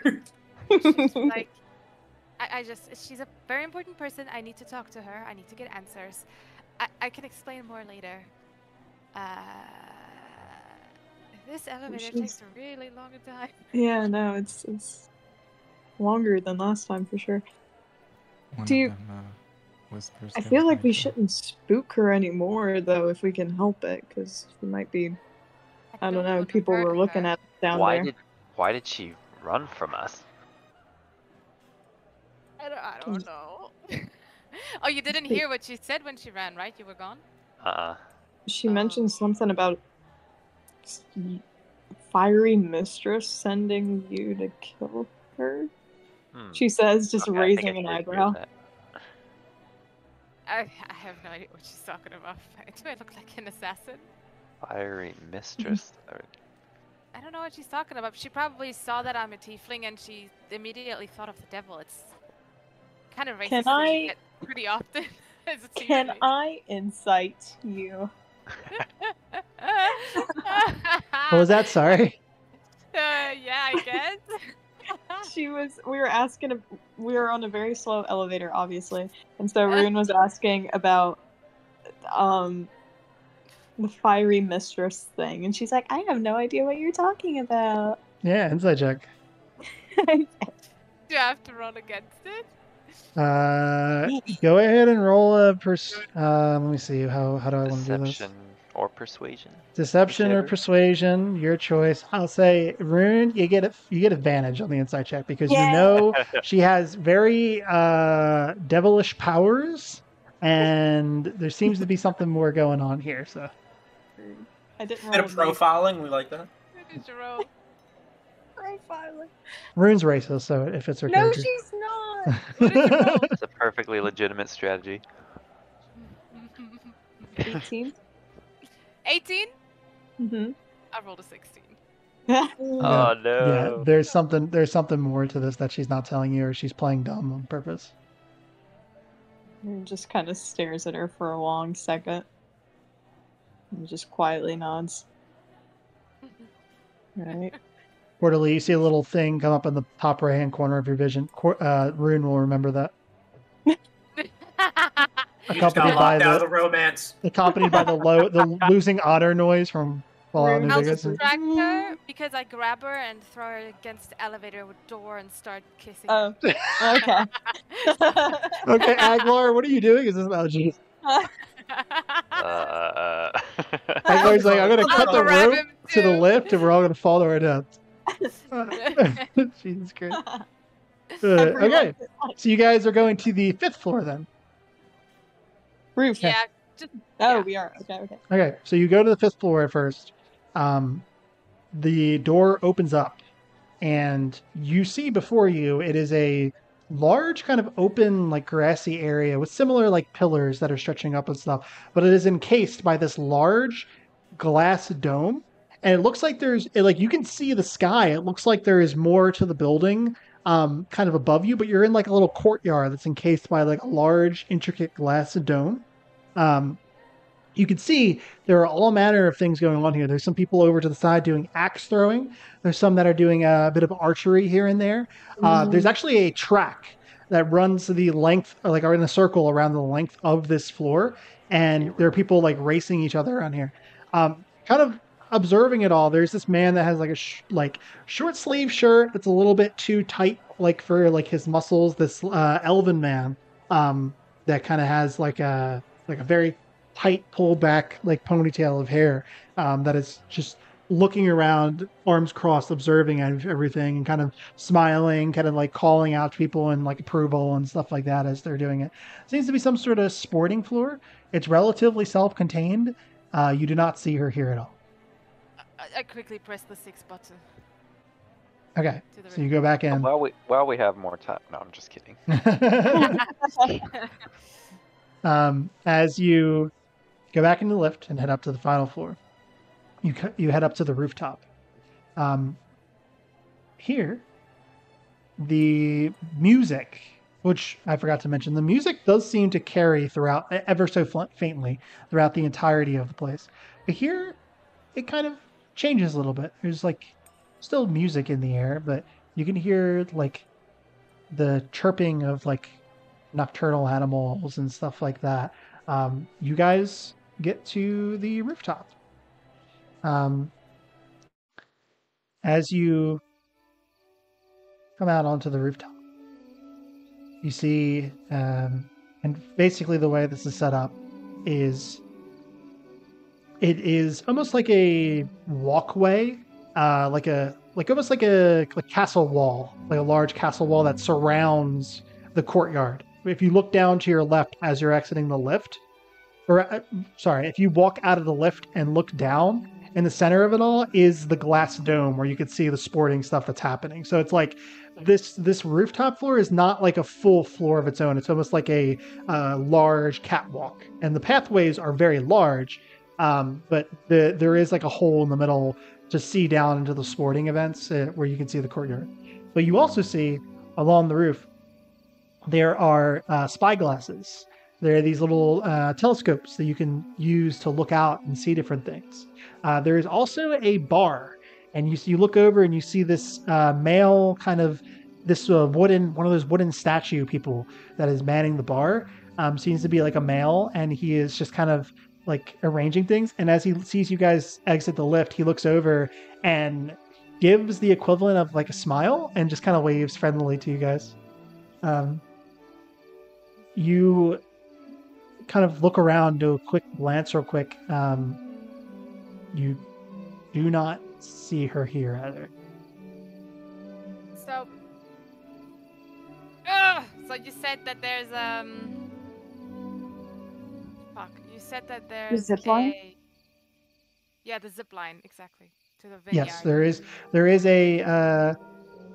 a zip line. Zip line lift, like something that you go onto, like you step onto, and it like slowly lowers itself on like a zip line contraption down. You guys look over and you see at the moment that is not up here at the moment. So do I like if I step to it? Do I see it's going down? You see it is already at the bottom. It is a decent way in. It is a decent way in the distance. It is. You guys look out, and though it's not the purpose of how, of the situation right now, you look out and you see the rest of the Jade Coast. It is this massive, like as far as the eye can see, this massive island, crystal blue water, all of like surrounding it pretty much on all sides. Down below where the lift is, you guys see there is a twisting kind of vineyard. Looks at it like it has like different sorts of like grapes and things of that nature. And off to the left, kind of further in the distance, you see some sort of like glass encased building, like almost looking like a botanical like greenhouse or something like that. Further in the distance, you see there are just these roving sand dunes that just kind of go on for a little while, and then very, very far, like barely visible on the other side of this island, you can see there is just pure jungle. Like it is just such a thick canopy beyond that you cannot see further into there. And then in like the sand area and the dunes off to the far left and the far right respectively, the far left there seems to be a large mansion of sorts that kind of has the same similar designs as the place you're in right now. And then off to the right there looks like there is a religious cathedral of sorts that is just on the coast, sitting on its own little like jutting plateau. But you guys look down at the lift and it looks like it just led down into the vineyard. You do not see her at all. Even like grabbing the like one of the telescopes, can we look down there? Do we not see like any like? Make a perception check if you'd like. Oh. Also, question. I mean, how much time passed? Like, it could only have been minutes. She could not A couple minutes. Yeah, she could have not taken the lift already down to the vineyard, right? Like, no, she could have. Thinking. I mean, you've seen how quickly the elevator moves. You imagine this also moves at a similar speed. 15.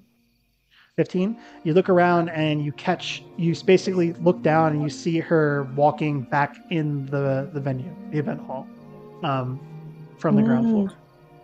Okay. The first floor. Yeah. Oh my God, are you kidding? Hey, you're trying to chase somebody who doesn't want to be found. It's not going to be easy. I know, but we're going down, we're going up, then another up, and now we're going down again. Okay. All right. Back to the At this floor. point, as you're going to head back to the lift, you hear Lumen's voice in your head. Rin. Oh. You see Rune just kind of like pause for a second, and she like her eyes go wide.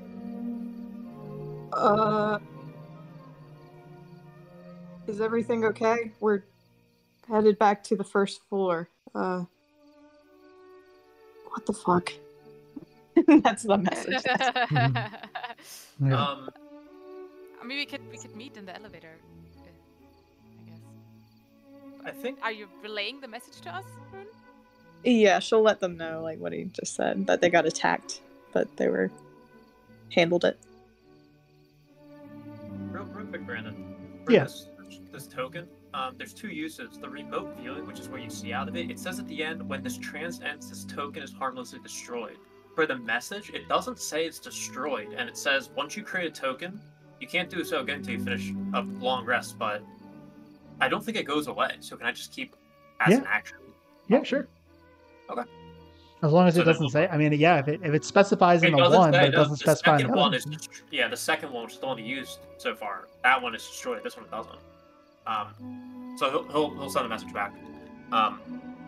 We're fine, Jakar and I. We're just in a private meeting of sorts. Do you want us to bail and join you?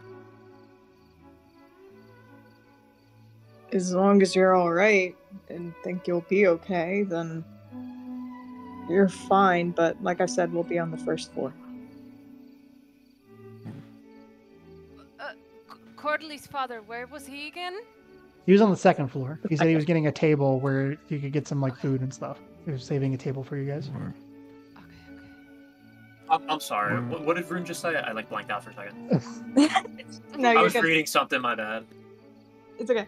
She said, as long as you guys are fine and think you'll stay fine, you're good, but they'll be on the first floor if you need anything or need them. Okay. We'll stay in touch. Right. Okay, so you guys will quickly move back to the elevator. As you're running past the bar, the wooden statue kind of like the guy looks to you and says, "Hello, I am Splinters. Would you like a drink?" No, thank you, Splinters. Maybe later. Bye. Okay, understandable. Have a wonderful time. Oh. As you just run past him. Quickly head into the lift. You're hitting the first floor. Yes. Yeah. This is very Sierra Madre with the holograms. Yeah. Except they're wood. I was Yeah. thinking I of dig it. this Jennifer Lawrence movie where they talk to the bartender that's a robot. Oh yeah, the one where they're like in space. Yeah, Like yeah, they wake up exactly. early. Yeah. Yeah, if it was Sierra Oh, yeah. Madre, if it was Sierra Madre, you would just hear Laura Bailey's voice over and over again saying, "Sinclair, Sinclair." I fucking hate that DLC. It's awful. Dead Money is awful. But anyway, as you guys head down the lift, eventually you reach the ground floor, and you head down the hallway that leads back out into the mass of people of the event. Do we see her? Make a perception check if you'd like. Quarterly, need I remind you, you have wings. I cannot just fly up here. I don't know. I don't want to have more people look at me. You guys don't see her, but Calda does. Calda. I got something planned. I got something planned for Calda as well. Are you helping me to look for her? Cause Yeah. No. You can't assist on really perception. You can't like give advantage really. I Okay, mean, then I will. No. as I mean, well. are they looking for her as well? Not Yeah. give me. yes, you can make Yeah. you can make two, whichever Okay. two one of you can make We would separate all be perception looking. checks. Imagine. Oh my god, Brandon. Please. 18? 18. You look around and unfortunately don't see any sign of her at the moment. This is a fucking circus. All right. I want to Man, look around maybe- and see if I notice the person that might look like me being here while we're looking around. I will say, as Distracted. just with no roll needed with that, you see, Rune, you look over and you spot Lord Trebane, who is at the moment standing there with a similar looking figure to Aglar. Oh God, Lord Trebane too. Rune will just kind of shake her head. I can't spot her. Maybe we should go back to the second floor at some point. But Aglar, I think that other elf, Glenn, I think it was mentioned. She's over there with Lord Trebane. Can I tell who it is from here? You would immediately recognize High Seeker Lazul.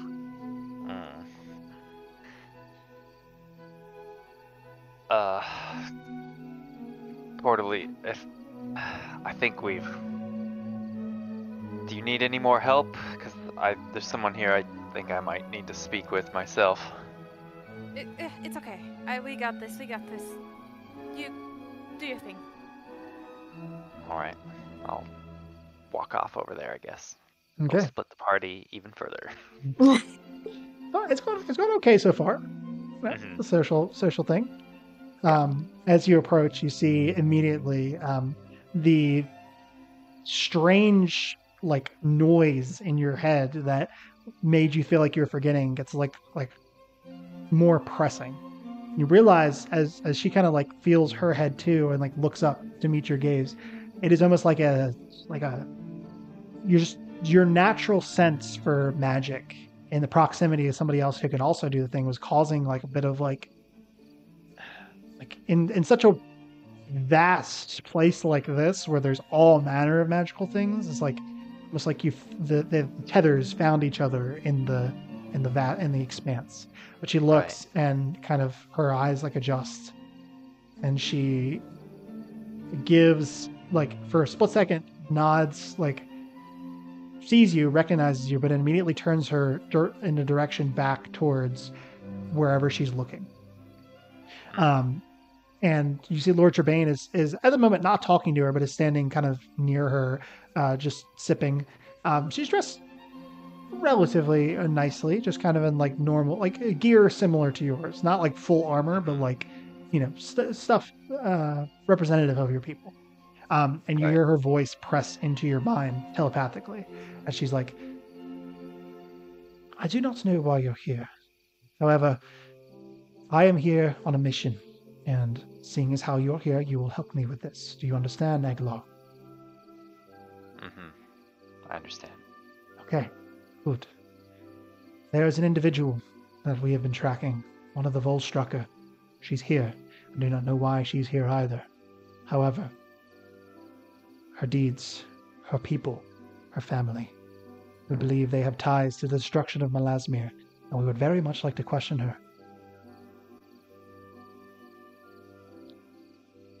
However I can help. Do not make it obvious. But the woman about 60 feet to my northwest.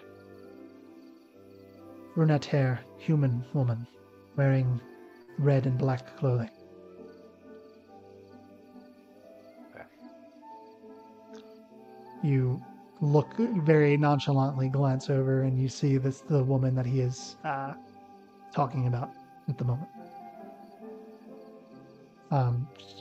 About 60 feet away. She's very fancy, looking, like very straight flowing black hair, but very obviously is wearing like the colors of the Medallion Empire and looks to be like what you've seen other Volstrucker wear. Carries herself with a confidence that just denotes that she is probably dangerous.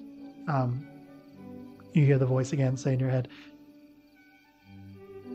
the reason I accepted Lord Trebane's invitation to this event is because we were looking for a way in, an avenue. We knew she would be here. We did our own research on where this event would be, this Jade Coast.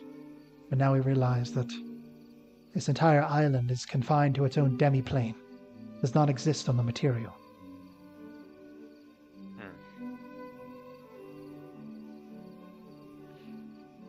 Fred's gonna step down real quick. What'd you say? Sorry? Sorry, it was, and how do we, well, who sends these invitations out? Seems to be people from everywhere here. Whoever organization runs this Jade Coast. I do not know much about them, but that is not important. We have found her, and we need to question her. We need to get her alone somehow. I do not know how we wish to do that. But since you're here, you can help me. All right. I'll work on it. Cutting to Calder. You're here, right, V? I am. Sorry we started without you. I'm glad you made it. No, it's okay.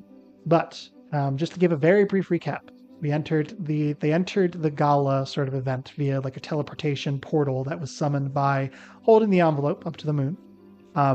You guys went in, and there seems to be, it is just an extremely large building with multiple floors and just a very lavish, like There's all manner of food, drinks here. There's a band playing. There is a large tree in the center that has eyes. That seems like it's keeping an eye on everything. And there are a lot of like these like wooden statue like guards that have like suits carved into their form to make it look like they're wearing suits that seem to be like the guards or like the servants here. Um, there's a lot that's going on, but I basically just for ease of for myself, I had Calda kind of go off on her own to kind of mingle and see what she could find out. Absolutely. She'd probably be mingling with the band and trying to ingratiate herself with them. Yes. As you are doing so, and you've been kind of spending time throughout the night, you sense a smaller figure saunter up alongside of you, and they kind of lean against like a railing and are taking a sip of a drink. And without looking at you, you hear, "What the fuck are you doing here?" And you recognize the very distinctive voice of your cousin, Finnan Toskapel. What do you mean, what am I doing here, Finnan? I got invited. Or what are you doing here? Don't make eye contact with me, please. Just continue doing what you're doing. Calder, you understand that this place is full of some of the most dangerous people in Alexandria, right? I wouldn't have come in here otherwise, would I? I don't know what you're doing here, but I sent on a mission on behalf of the that would family. make two of us. She's like in no fluster. Yeah, it's very strange seeing him here, but he seems extremely worried, and this does not. You know Finnan. Essentially has the same personality as from the other game that we played. When he's worried, there's a good reason, but he just kind of goes, "Listen, you've been going from home for a while, okay? And I have, yeah. It's not just the Tusk Cobbles. It's who they answer to. It's different crime families. The Tea Cloaks are all but slaves to contracts. They've been woven into deals and debts they can't repay. All right. The only reason I'm still working for them is because I don't know what else to do. I'm trying to think of something in the meantime, but the war has held them up. With the massive tips in the scales that just happened, Calder, all bets are off.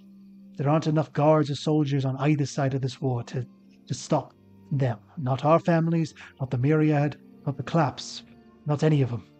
You need to get as far away from as you can from this awful business. You understand me? I understand you. I heard it. And she looks very pale now.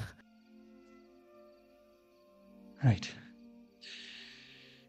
He kind of like sighs and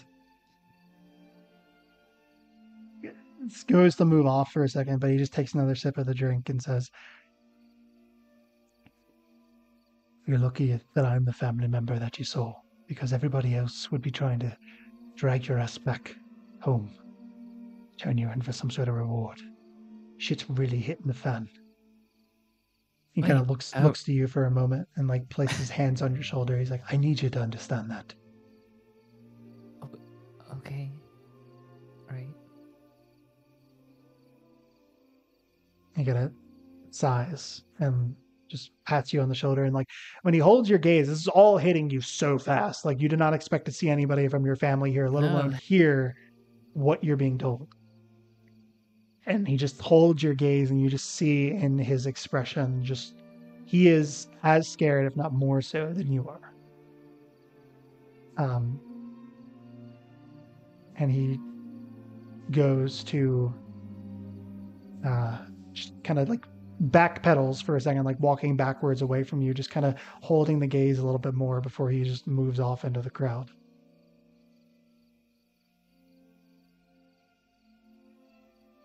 Okay.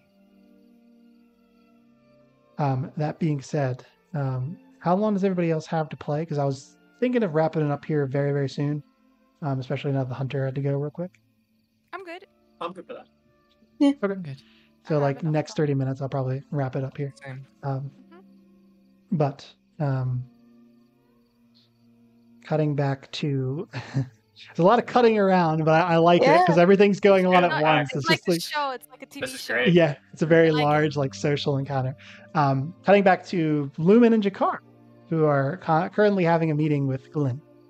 He leads you out onto the balcony where he had that speech, where he had given the speech, and you kind of have to get a bird's eye view of the rest of the sort of event hall.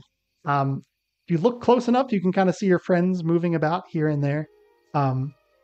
But as he kind of sits down and talks to you, Lumen, he looks to you and raises an eyebrow. He's like, "Hey, is something wrong, Mr. Evenfold?" Not particularly. What do you You, ask? you seem troubled. You seem like you received a bad bit of information or something. Is everything all right? Oh, I mean, we are keeping tabs on the other bit of people that we travel with. We had quite a group Oh, within your Do you- gala here. Just who are the other guests? Please, I may have already met them. well, it's as I said, even though it wasn't per se an invitation from you, the invitation was addressed to quarterly Remem. Is it Remem? Remem. Remember. Remember. Remem. Quarterly Um, Remem, and her father is here. Lord Remem. So we're traveling with a couple others as well, but that was the main invitee. Give me one sec.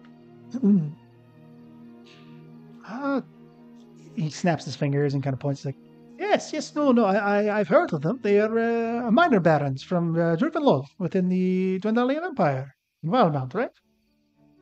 Sounds about right. Sure. Oh, I see. Okay. Very good. Well, interesting. You have quite a group. Quite a group indeed. But anyway, back to the conversation that I wanted to have is with you as well, Jakar, because if you're going to be traveling with Mr. Evenfold here, then it will affect you as well, inevitably. If it hasn't already, from what I've heard, you guys have had some run-ins, no? Yeah, a little bit. You can say that. So, Oh, As it has affected us. However, what confused me was that there was a previous attack. Though the individual that attacked us, I don't believe was affiliated with the ring. I think they caught wind of a wanted person and saw It action, but it is bound to happen. I believe the one that attacked you was representative of Grunsch, the Ruiner. Yeah. oh, they were affiliated. They were of a deity, I believe. I don't know. As far as I know, I don't think they were directly affiliated with the ring, but I digress. It is only going to get worse. And I say that because I know the capabilities of the people within our organization as much as you do, Lumen. But as I said, this is a game to me. You are a very polite individual. You have come to my home and you have helped me deal with a problem that arose. I would like to give you the opportunity to make things right. Now, as I said, I am the treasurer of the ring, and one of the original founding members, as a matter of fact.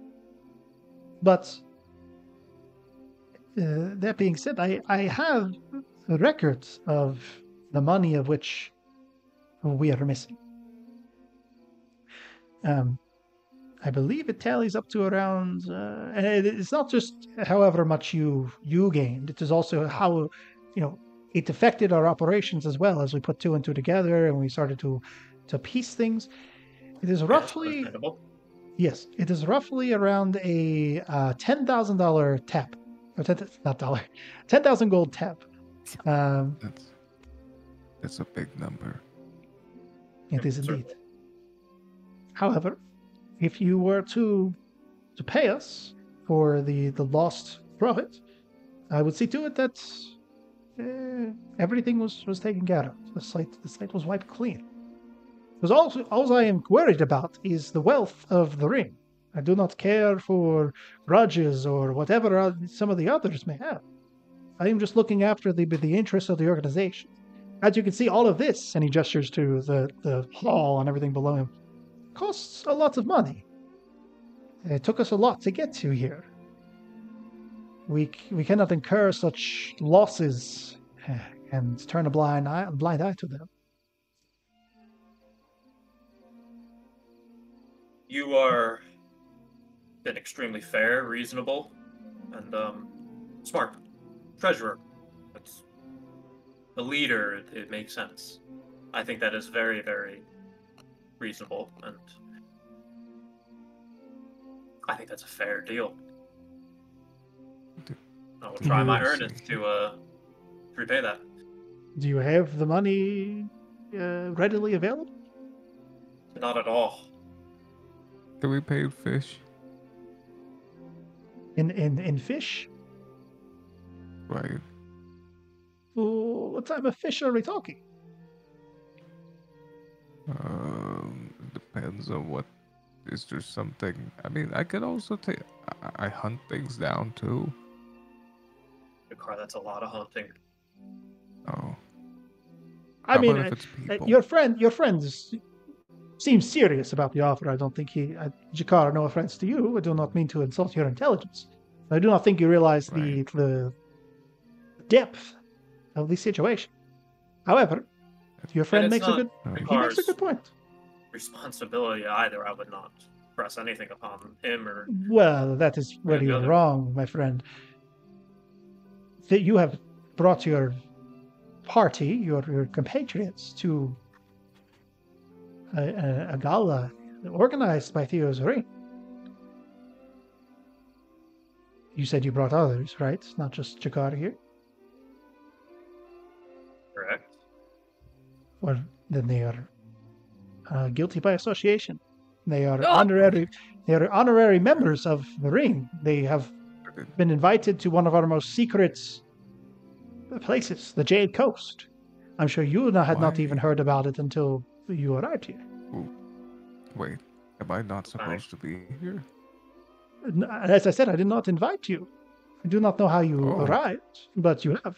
So we will make the best of it. Ruben, I think we fucked up here. He's gonna kind of grit his teeth and begin to kind of ball a fist a little bit.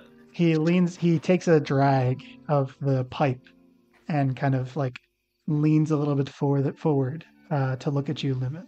And as he talks, a little bit of like the smoke kind of like comes out of his nose.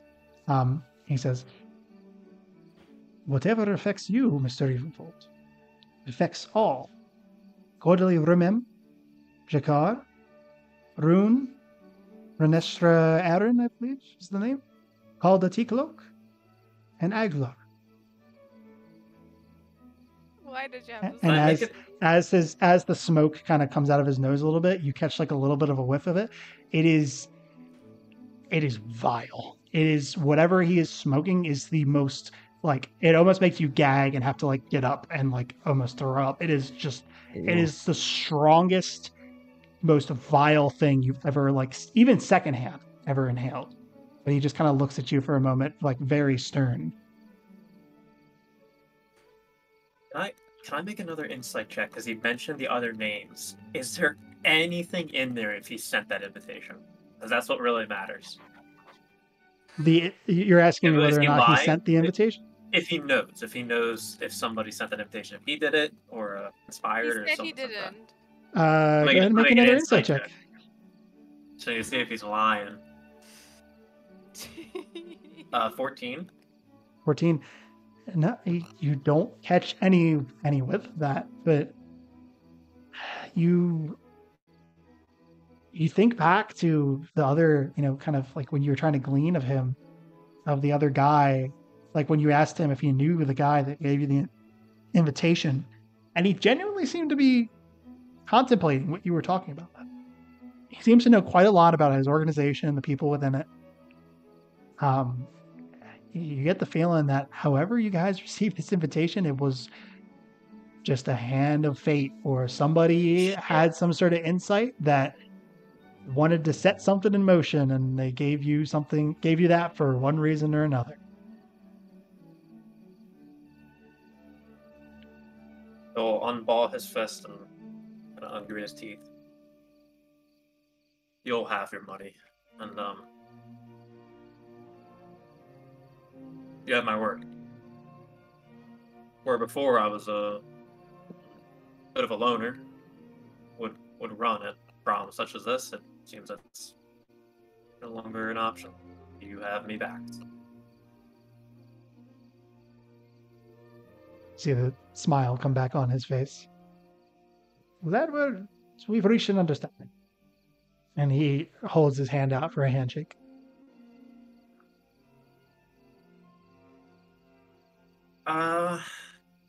Shake his hand. You have your hand, you shake his hand, and his grip is the strongest grip you've ever felt, even more so than the ogre that just picked you up and almost pummeled you. And he kind of just smiles as he grips your hand really tight, and then he holds a hand out to you, Jakar, as well. Okay. I hold it. Same deal. Oh, damn. You, especially you being like your whole thing is being strong and just brute forcing everything. This guy is probably stronger than you. You have no clue who this man is, but there is just a level of intimidation that just like comes from shaking the hand, and he just kind of nods, lets go of your hand, takes another drag from the pipe.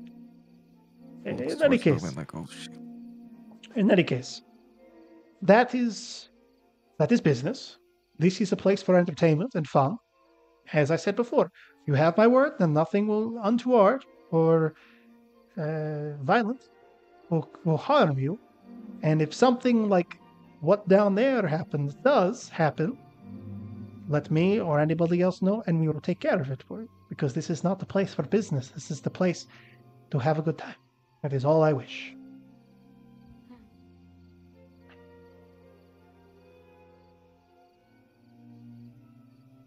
Another question for you, Glenn. Sure. I recognized putting two together the name he used of that ogre, whoever he served, as a steadfast.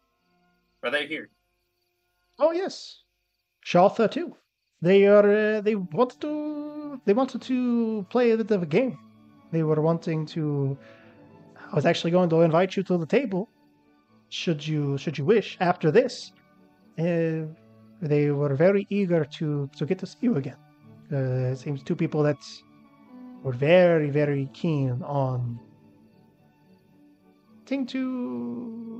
how do you say,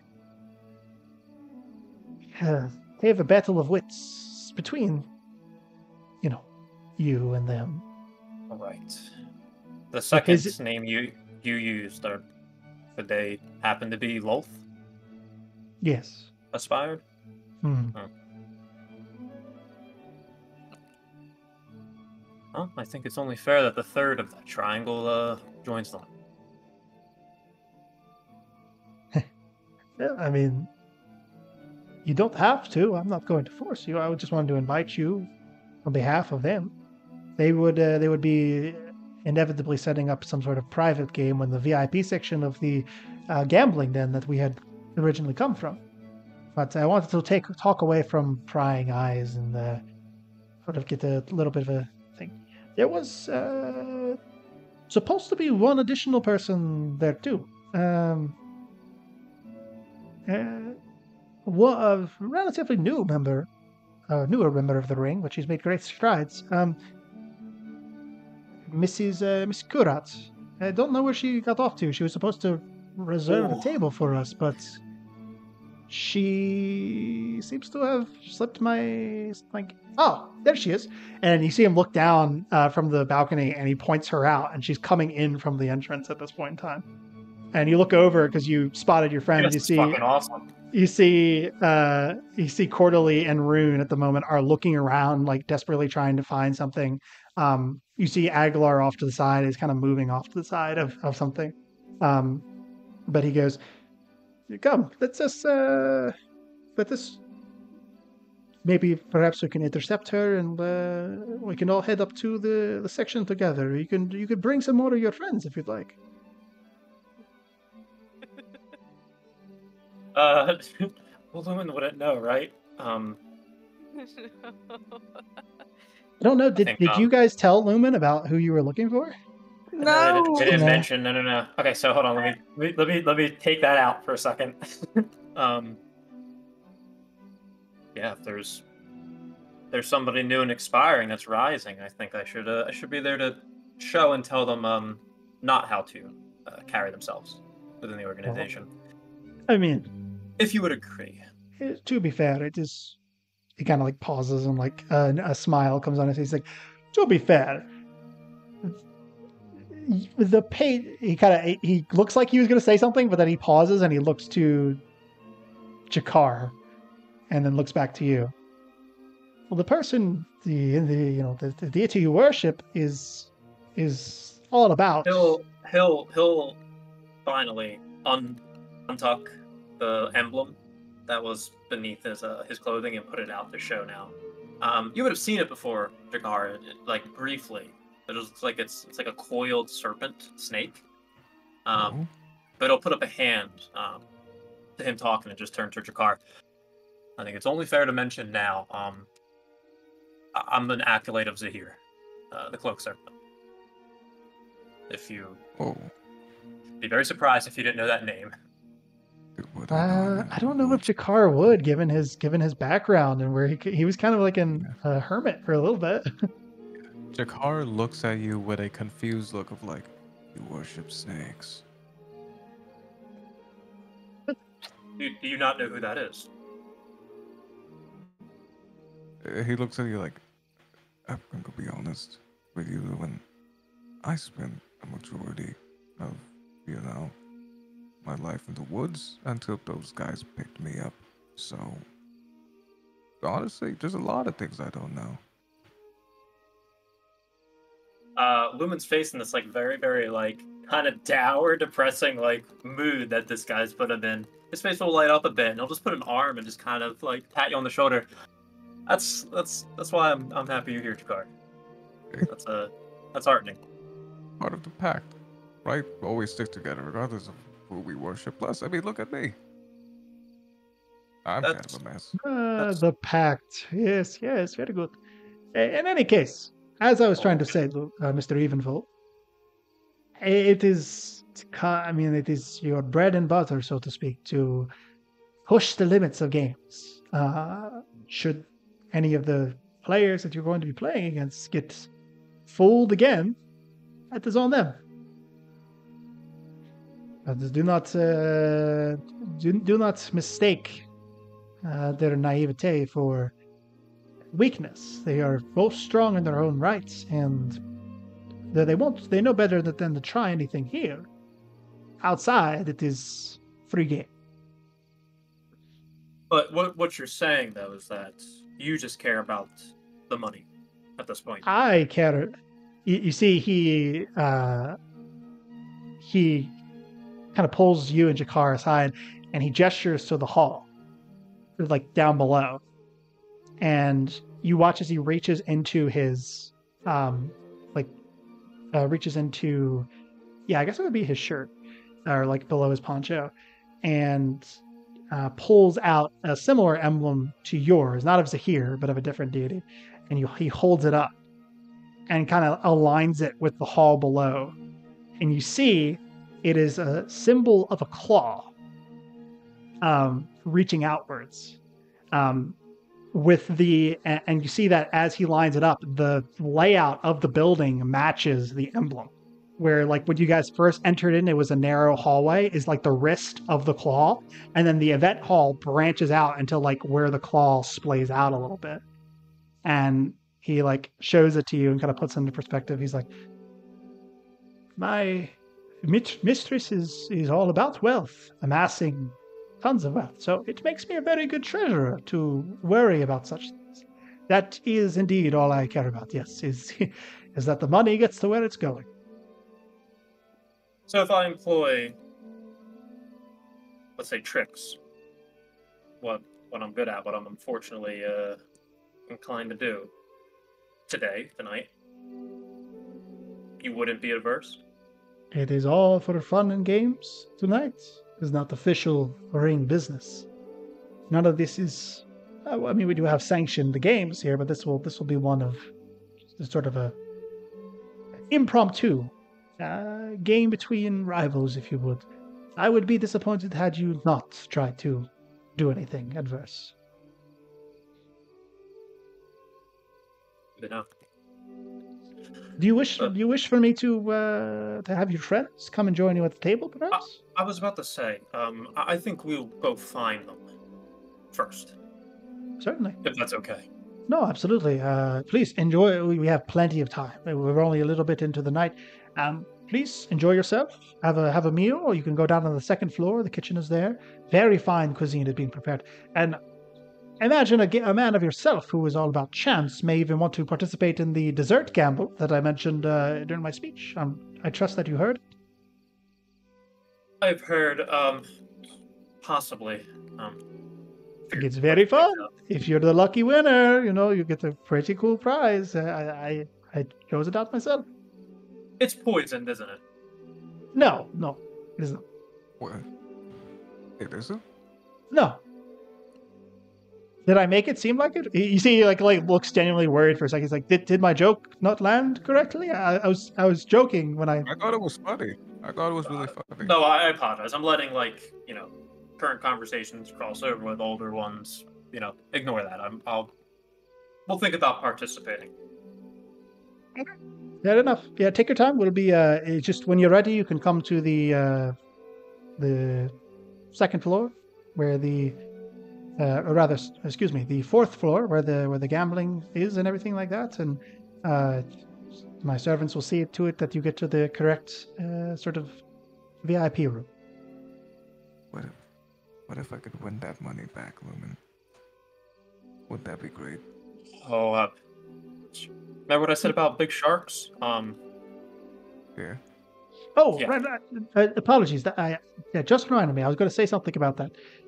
Jakar, you mentioned that if you bring us something of equal value to that, like if you were to, I don't know, kill like a kraken or something and then bring it to, sure, we would take that as well. Equal value is perfectly fine. Oh, that was a good question then, Jakar. That's Yes, it slipped my mind. that might make this easier. There we go. Wealth is wealth. It's not necessarily about coin.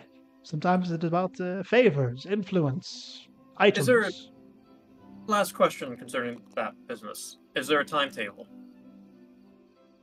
I would say, as long as people of the ring will give you, they will still attempt to take to hunt you down. That I cannot stop. That is simply business. But should you survive and bring whatever it is forward, it's fine.